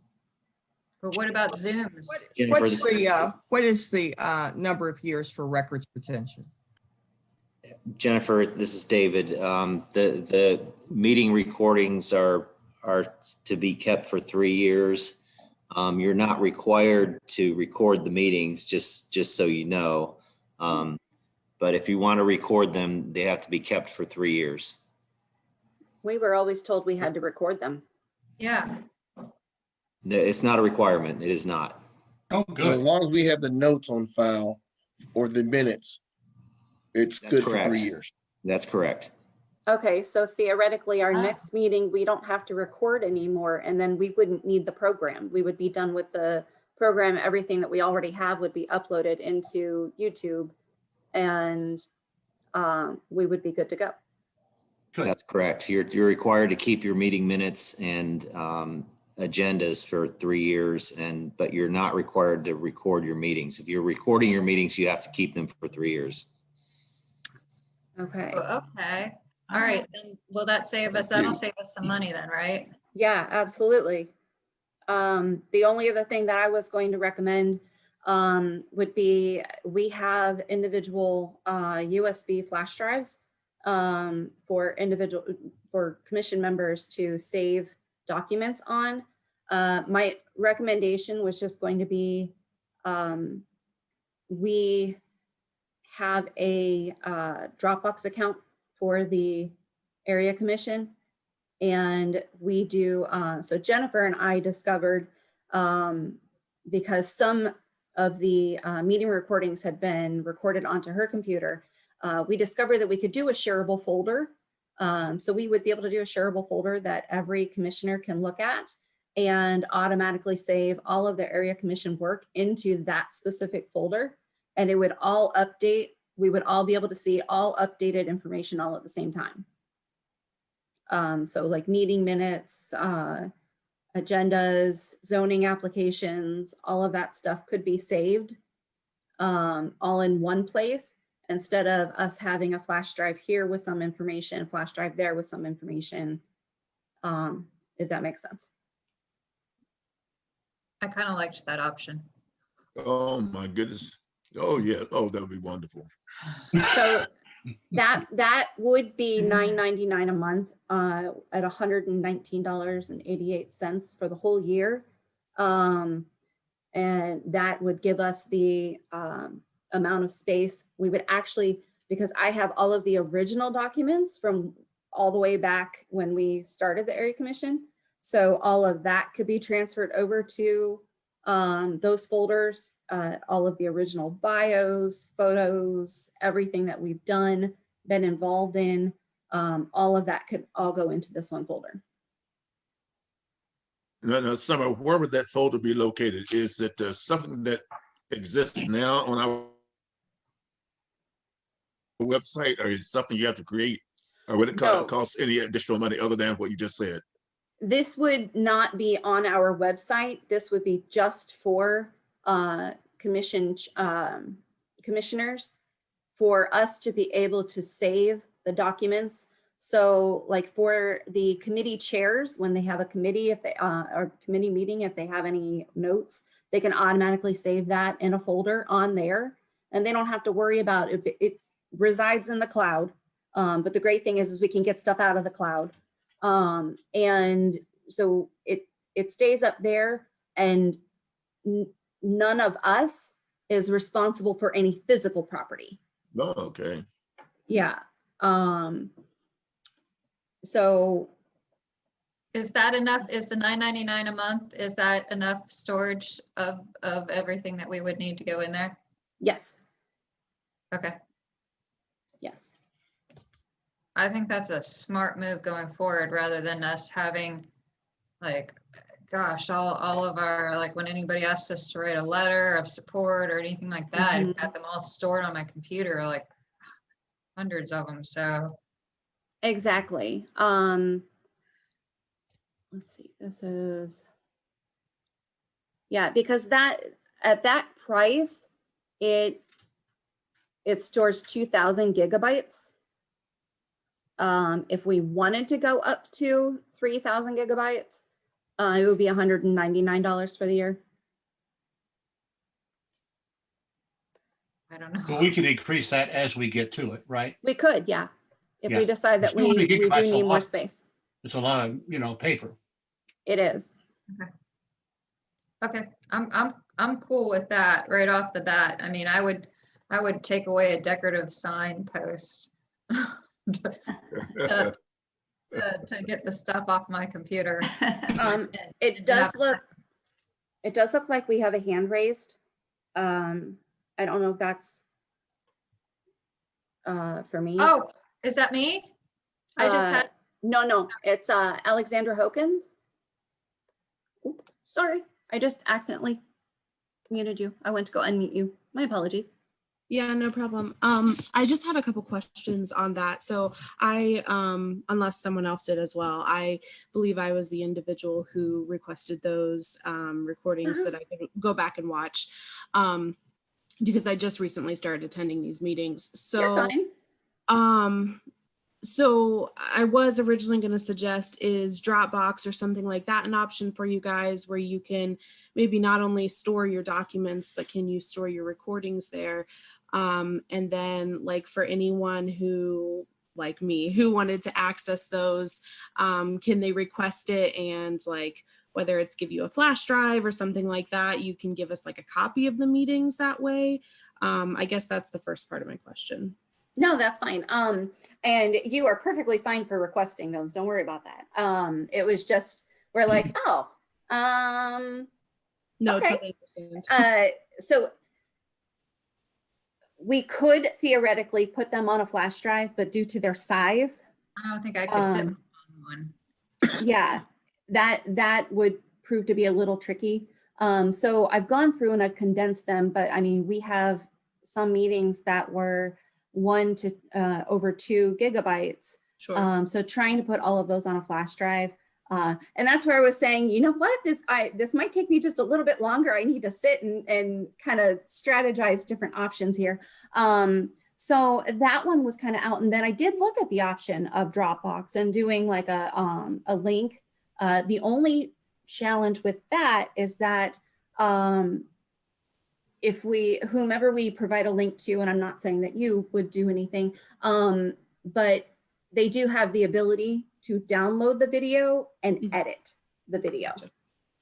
So we want to create a platform where individuals can view, but not necessarily change. Right. And so, and you're the first one to ask for it, but you might not be the last one. So it was one of those things looking into long-term, what do we think would be most effective and easiest for everyone else? Sure. Could you then create some kind of, I don't know if release is the right word, but some kind of, sorry if you can hear my dog next to me snoring, but can you then maybe create some kind of release that the individual requesting would either sign or just at least receive, stating, you know, that if they're found to edit it in any way, you know, they are subject to, I don't know, whatever the consequence could be. Like, is that a possibility? It is a possibility, but then it's kind of keeping track of where the information goes and identifying whether or not it's been changed. The other issue with the Dropbox was also that individuals who have the link can accidentally delete the video as well. So it would delete the video out of the folder. And obviously that wouldn't be the master copy, but it would be something where we'd have to keep going back and checking, you know, hey, how's this folder looking? So in the long run, ease of access for members of the communities that we serve, and also easiest for all commissioners to reference as well. There's, you know, also formatting stuff that goes along with saving the document. Yeah, we figured, and this way we can also take the link for the YouTube page and put it right there on the documents page of our website to say, you know, meeting dates during COVID procedures that from this date to this date can be viewed at this link. Okay. Yeah. I think just, you know, not just me, but like you said, people could want the recordings in the future. So anything we could do to like make those accessible to the public, I think would be super helpful. And I like the idea of a YouTube channel or whatever the case may be. Or if, like I said before, if someone can supply you with a flash drive and you put 1 or 2 meetings on it or something like that. I guess the second part of my question, but I don't know if it's really a question, more of a statement, kind of listening to you guys talk about it. I know David had said that it's not a requirement for meetings to be recorded. I think the only thing I would say is I think that could be very beneficial for people like me who might miss a meeting, or for you guys to go back and reference something. I know you keep written meeting minutes, but I think, you know, those aren't going to have as much detail as like a discussion, you know, watching a discussion like this would. So I think it would be really, I like the idea of continuing to record personally, in case there's a meeting like I would miss or someone from my community would miss. I guess I just want to put my 2 cents in there about that. Yes, can definitely understand that. Jennifer, if you want to explain normal meetings outside of Zoom. normal meetings outside of Zoom, we've never, they're just regular meetings over at our Pride Center, and yeah, we have a secretary who takes notes, and those become our meeting minutes, and then I typically type up the agendas before every meeting, and commissioners were kind of talking before the meeting today, and I think everybody's had their shots. And we'd really like to get back to meeting in person because they're just much more enjoyable meetings. So with only 3 of them left, as long as we could try and maybe hold to the 2-hour limit for the 3 that are left, I would say to kind of, I'm all for the YouTube thing for the remainder of the meetings. If Summer, were you saying that not to, was there a cost involved in like the remainder of the 3 meetings, or was that just if we went over a certain gigabyte thing? That would be, so at the most, it would be $25.99. If we stay under, minimize, look at something here. Because if possible, I mean, we started off all the Zoom meetings being recorded. I didn't know that they didn't have to be, but if we can play through with it and continue the rest of the 3 meetings on Zoom, that'd be great. If it's $25, I think we can allow that in the budget. At the most, it will be $25.99. If we keep it under, like I can reduce after I have completed the video for that month. I can reduce it back to the basic, which is $9.99, and we get up to 1.5 gigabyte that we can condense with that plan. If we have to go up to 2 gigabyte, it's $14.99. So I can always go back in after I'm done condensing and reduce the plan, and just kind of fluctuate it as we need it if we do end up going over. And I see, Summer, let's it's do just that. for- Go ahead, Daryl, I'm sorry. just for your information, I took out $200 out of the budget for Zoom. So you already have the money you need to do at that, because it's only $149 for Zoom.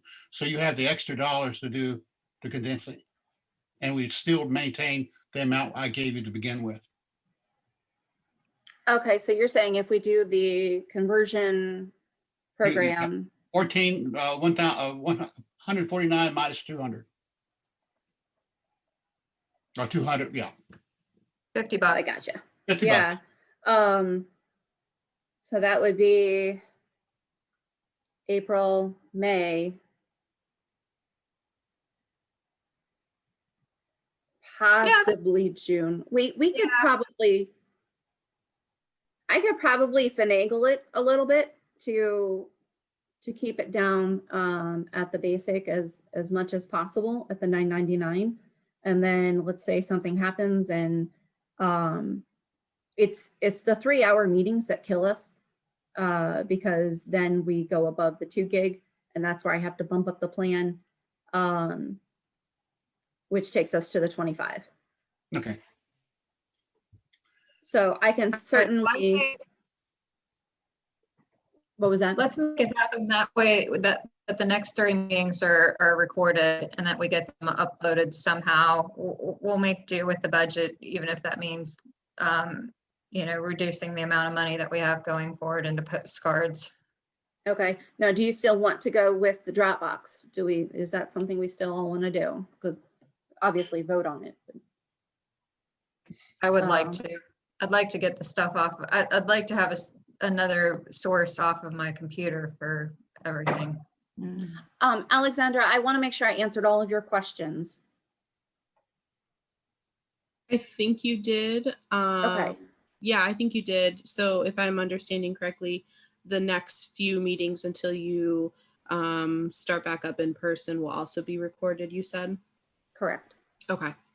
And just as a side note, I mean, have you guys ever thought of like recording the in-person meetings too for like people who might miss those as well? Even On if it, it's something like going Facebook Live or like someone recording it No on their Facebook phone. Live. yeah. Not doing Facebook Live. Sorry. Gotcha. Honestly, until COVID hit, we didn't, it would be much harder in person for us to monitor the meeting in person and to monitor any live feed or recording to make sure that that's being done properly. That would be one of the challenges I could see with that. Because unfortunately, you know, well, I won't say unfortunately, we're all volunteers. So finding somebody who could, you know, make sure that all of that's being done properly could be challenging. Yeah, no, totally understandable. I think it's just a good, it could be a good opportunity for you guys to possibly reach more people, I think. Okay. I would be open to looking at if there was something else other than Facebook Live, but of course, that was just a suggestion. I yeah, just no, like, I'm sorry, I didn't it mean to definitely like, doesn't. I'm like, Yeah, it definitely doesn't need to be a live feed necessarily, but I think even just like recording and then posting it later on a YouTube channel or something like that dedicated to the FEAC, I think could be really useful. we could definitely look into that. I mean, right now, if it wasn't the way that, I don't know how to even put this, but like the website is more like permanent like things on there, and the Facebook is for like the everyday kind of like when I see something like that United Way throws out, I throw it onto Facebook, etc. But if there is a way, I would be completely off of Facebook. I would have us completely off of Facebook if we could be off of Facebook, but I just don't know how to get all that regular kind of quick information out to the community. Really quick, Frankie has a hand up and then Jack has a hand up.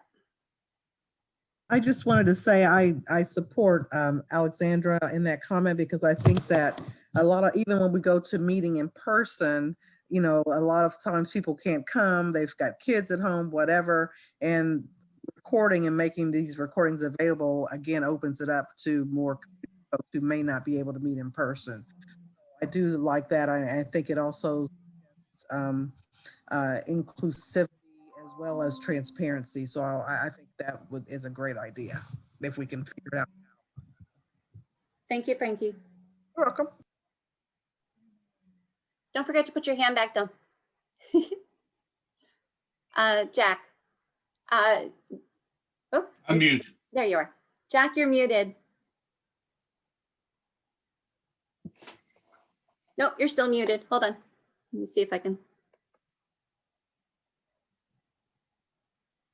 There you go. There you go. Oh, no, now we don't have any sound.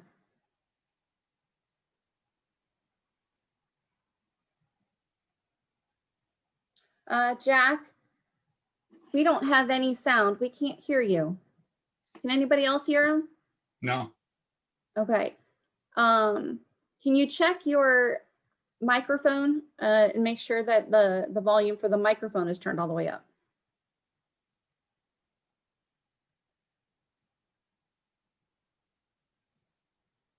Here, I'll tell you what, I will open up the chat for you so that you can put your question in the chat. You're good.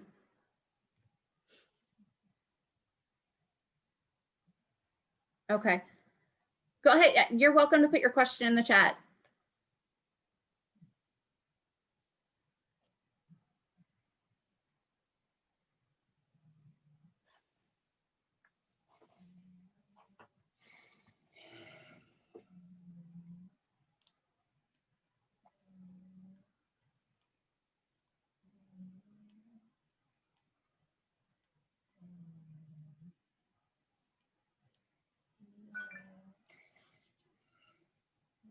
Jennifer, you could sing.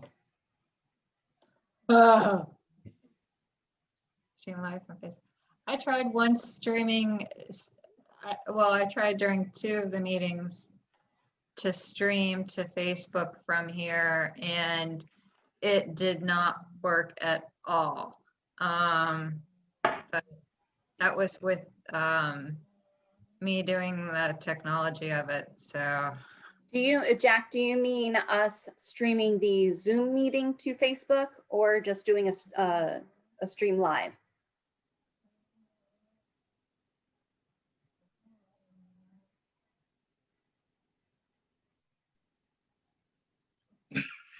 Well, I'm back.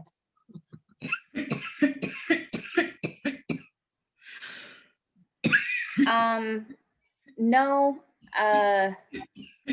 like Jennifer had stated, Susan, I'm going to mute you really quick.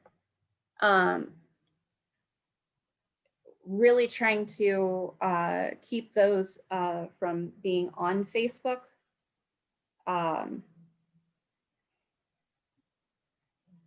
And that's more like the like in the now information, and not necessarily a long-term thing. So we would be able to stream live to Facebook, but we would not be able to connect that to the website or to YouTube or anything else. And that's where we would also run into problems with our information being here and there, and not necessarily being all in one place. Yeah, we need to strategize just dollar-wise too, because I think there's also a fee involved. I know churches are having trouble because they're having to pay a fee to be on Facebook and also YouTube. There's some issues there involved, yeah.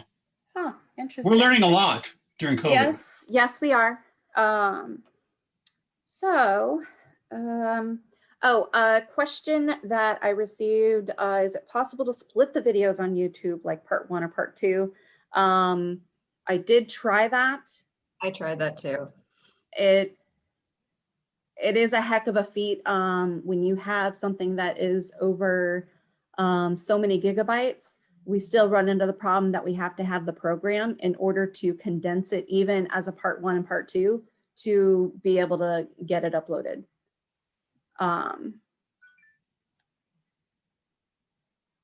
Well, Okay. let's just say that we'll keep working on it. Yeah. Summer, Keep brainstorming ideas. if the commission's okay, if we could just take a voice vote real quick, if it's okay for her to do the Dropbox account. the Dropbox. And then it's called free convert, even though it's not free over a certain amount. And then in addition, we had already voted on the Zoom. Yeah, we have. Yes.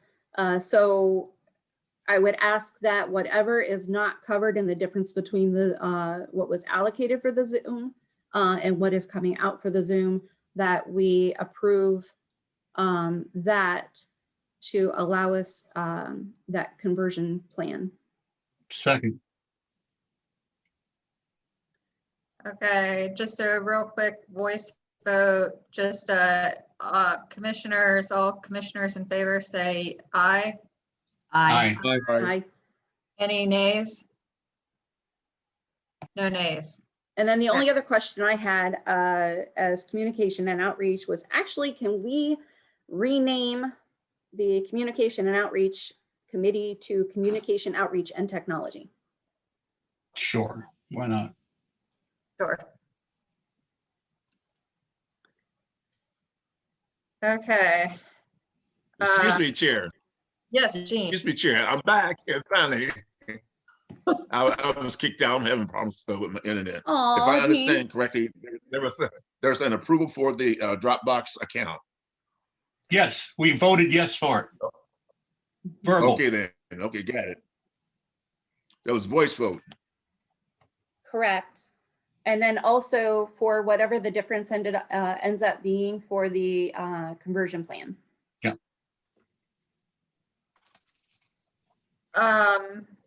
Real quick, I'm sorry, can you repeat that one? Whatever the difference is going to be for the conversion plan.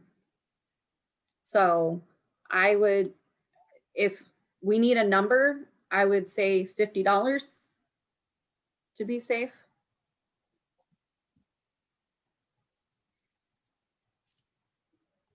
Thank you. If we need a specific number, if that's. And I just need the approval of the vote, Okay. Real quick, just to keep moving along, I think we're gonna have to call a special meeting at some point later on, maybe this month, and iron out the details of the idea of the postcards, how much that's gonna cost, and how that influences the budget. So that way we're not tying up the rest of the meeting with that, because I mean, it's already March and want to get moving on that idea, and we're going to be stuck, I think, talking about it for a while. So if it's okay with all the commissioners, I'd like to call a special meeting at some point later on this month to kind of go over that and the options that we have with that, and budget wise where that would leave us then. I agree. And then we would know a lot closer to our April meeting, then how close we are to zeroing out on our remaining amount of money. And we'd probably hear back from Charles with absolutely what the cost of the sign is then. Because we're gonna have to finagle that around a little bit, because that department we put the money for the sign into gift cards, and they can't accept gift cards. So we're gonna I can wait and actually pay for these things using the gift cards, if that would be easier. Yeah, let me run it by Julia first, or have I will talk to Charles and Julia. Just put in questions to Julia and I will get in touch with her. And in terms of Charles, I can contact him tomorrow. Lynn, don't we pay that through the Department of Treasury, the city's treasury? I know you had a question in terms of Julia, for Julia, and I can just send that to me directly. But in terms of Charles, he had estimates of the signs, and he did give you a cost, I believe. And what? Well, it was an estimation, but it's. I'll get a definite from him. He was supposed to get that to me. Yeah, we'll. Yeah, okay. If you could get that to me, that would be great. Okay. Lynn, do you have any? Yeah, and I'm gonna be real quick. I know time is money. Just first of all, money's tight, and with this commission, but I'd rather see money tight than you turn back $1,500. So thank you for planning your budget.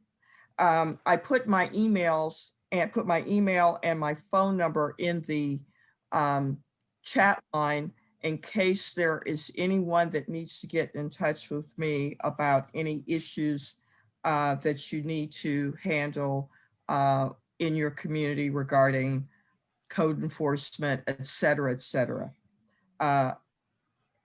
In terms of the towing enforcement, that is back. People, the cars are being towed off street as of March 1st. And I know a lot of people are happy about that. So if there are any cars that are of concern that are abandoned, please call them into 311. I know they'll probably be going to the first ones that have been of last year, but be patient, but get those in as fast as possible. Also, this is the time for potholes and street resurfacing. I will also be talking to Charles to see if we can get information on what streets will be resurfaced in our area. But I would strongly suggest if you have any streets that you think need to be resurfaced or potholes, I would get those in soon because they will start working on those very soon. Susan, in terms of the noise wall, I'd like to get a meeting with you and whoever your designee is in Walnut Hill Park so that we can get that underway and start that process. Do you need some new dates? Well, we need What do to. I need? I can't hear you. Oh, Lynn, you got muted. Okay, sorry. We need to find out from Noel Akala in terms of what the new dates are. If they're, we just need to get the time frame together because there's a petition. And if you want to just Zoom, WebEx with him separately, we can do that. But I need to get that underway.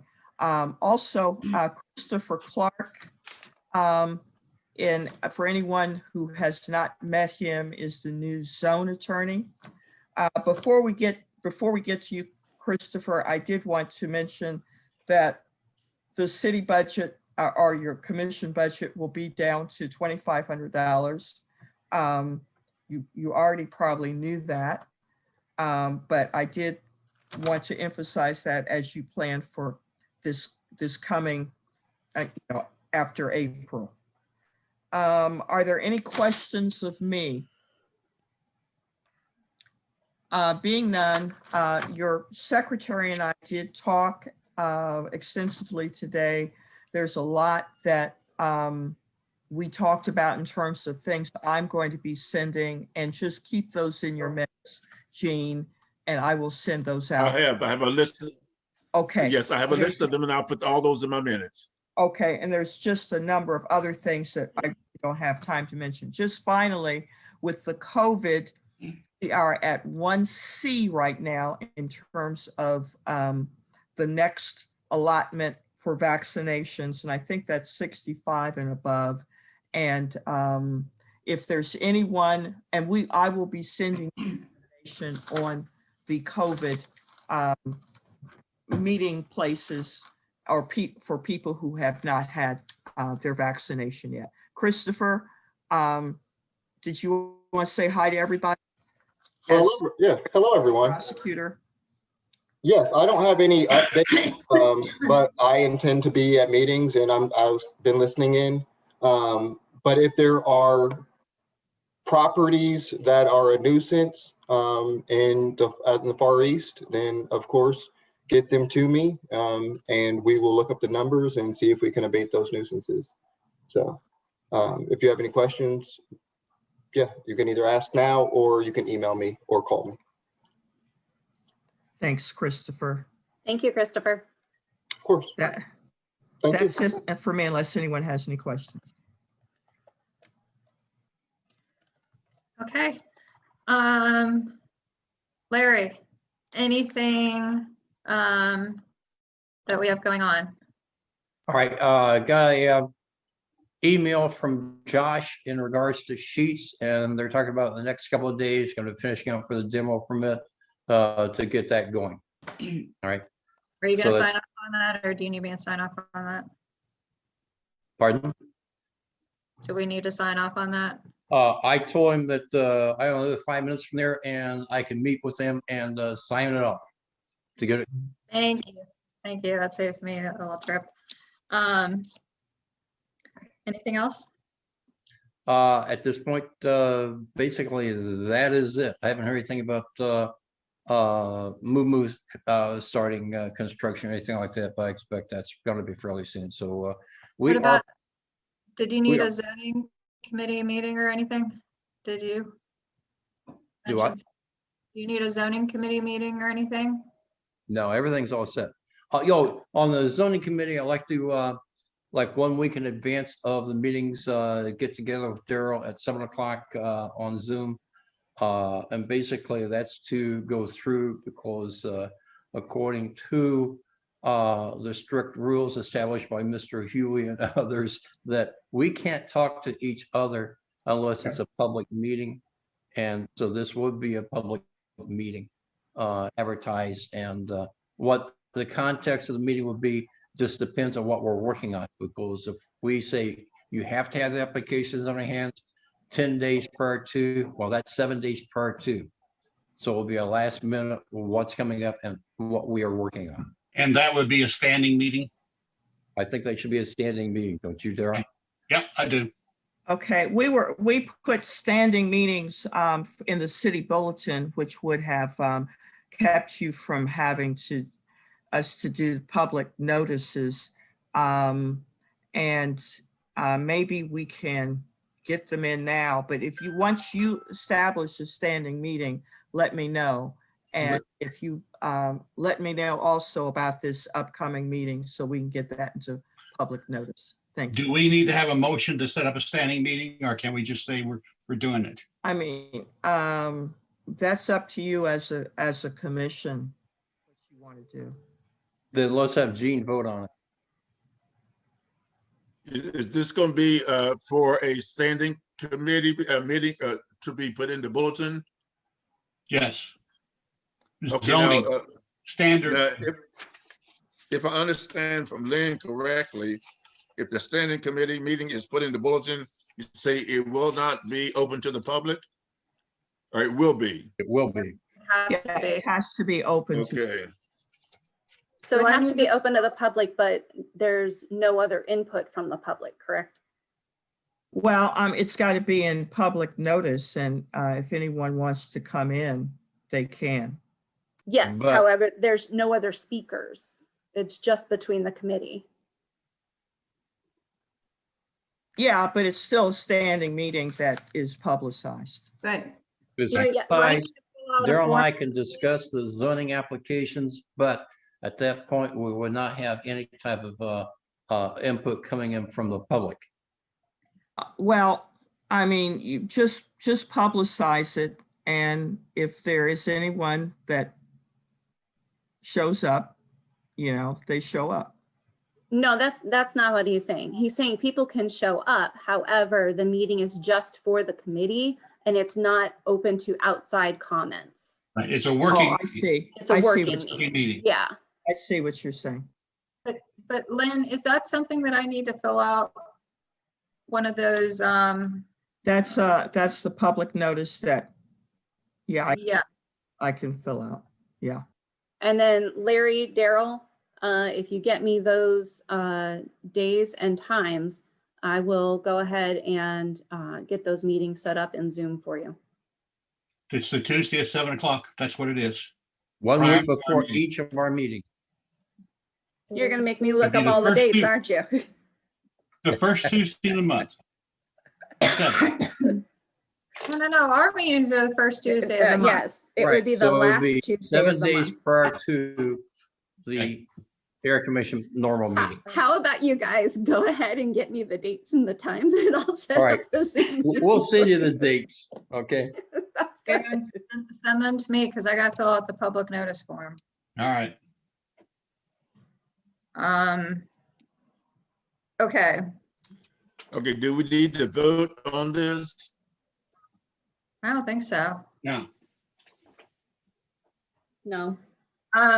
Moving on to Doesn't seem like No. seems like we don't need to vote. No, I don't think we need to vote. Thank you. Thank you.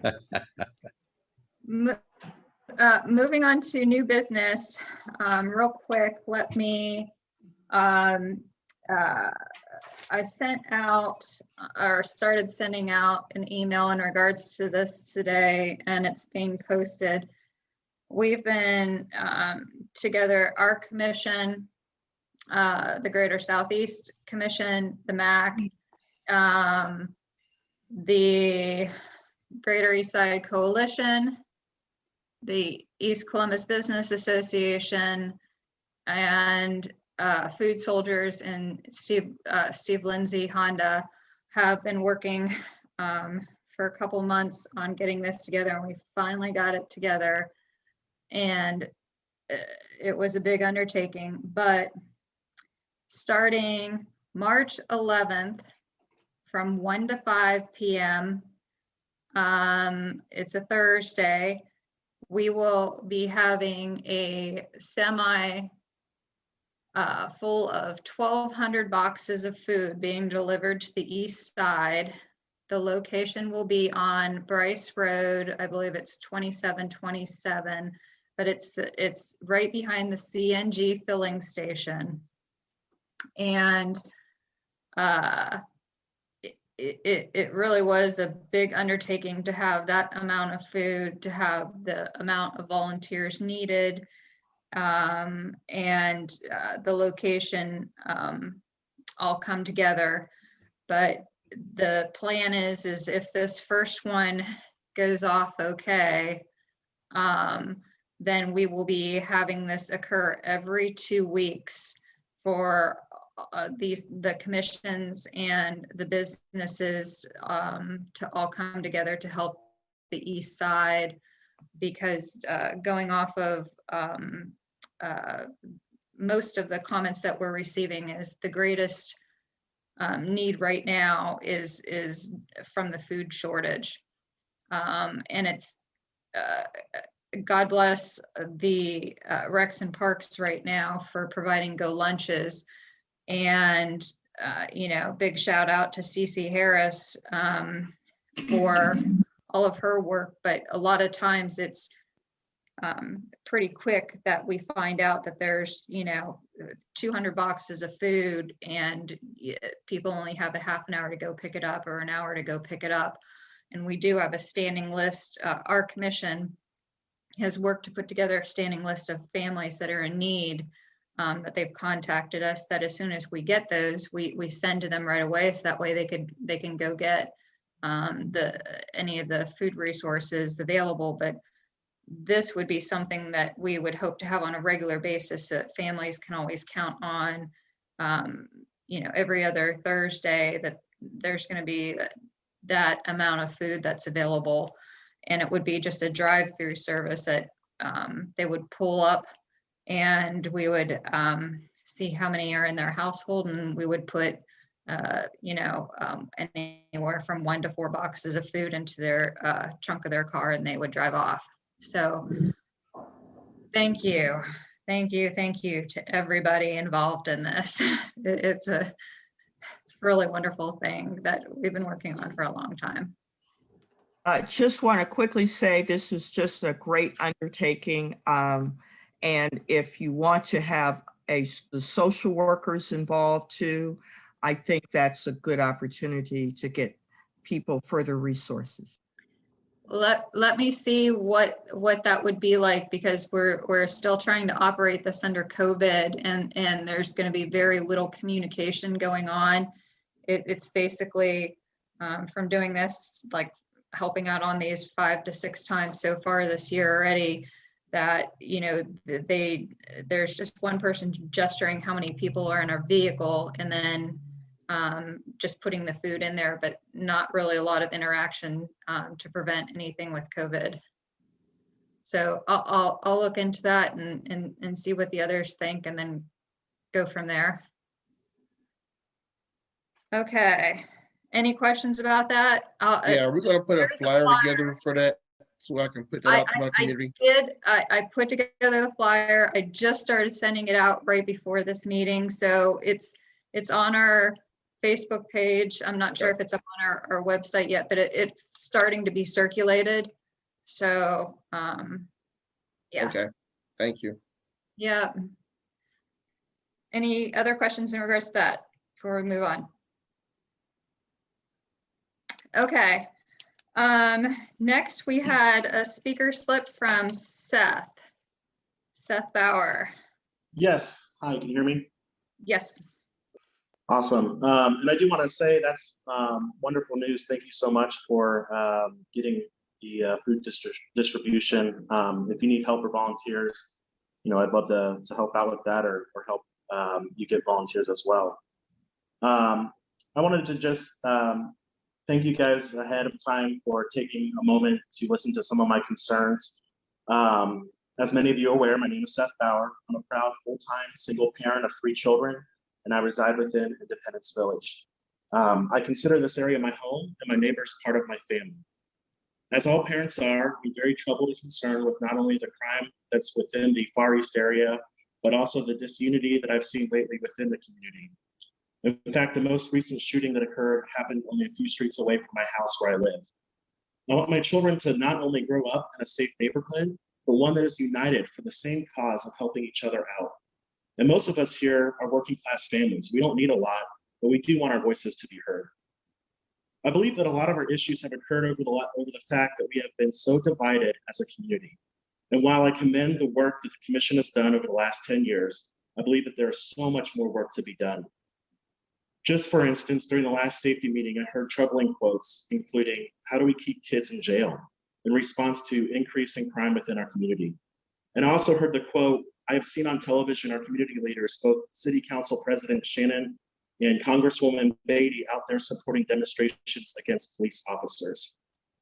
Both of these quotes came from Far East Area Commission members who represent the city of Columbus. And as a father, I was appalled to hear these things. The kids that were mentioned are kids that my children play with, and I proudly instill the values of acceptance and equality with my kids. And comments like the above erode the trust and fabric of a commission because it excludes, rather than includes, people into the conversation of having a unified community. As stated on the Far East website, the commission is a liaison for those who live here. And you're to bring the problems and needs of this area to the attention of government officials while recommending solutions. So I asked this commission, how do you plan to solve and engage with a group within this community that does not feel like they have a current voice? How do you plan to unite us within the Far East Area community? I will end with this. This group within Independence Village has decided to help our community in other ways in the meantime. And we are working on establishing a block watch for our area.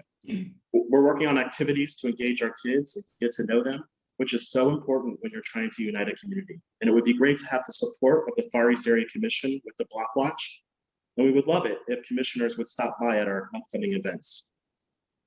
Finally, I asked the commission for your help in the neighborhood. What will you do to help solve this? What are the actions that I listed above? How are they a good representation of both the city and the Far East Area Commission? Thank you for your time. Thank you very much, Seth. We'll take some time and think that over, and we'll get back to you and let you know our thoughts. Thank you for bringing that to our attention. Thank you. I appreciate hearing your response in future meetings. Okay, thank you. Addie, you had mentioned before that you weren't going to attend the meeting and you wanted to withdraw your speaker slip. Did you? I'll speak next week. I'll wait to hear your answer for Seth's question, and then I'll speak next week. We're not meeting next week. Well, I mean next month. You know what I meant. Okay. Thank you. Okay, thank you. Okay then. Any other new business?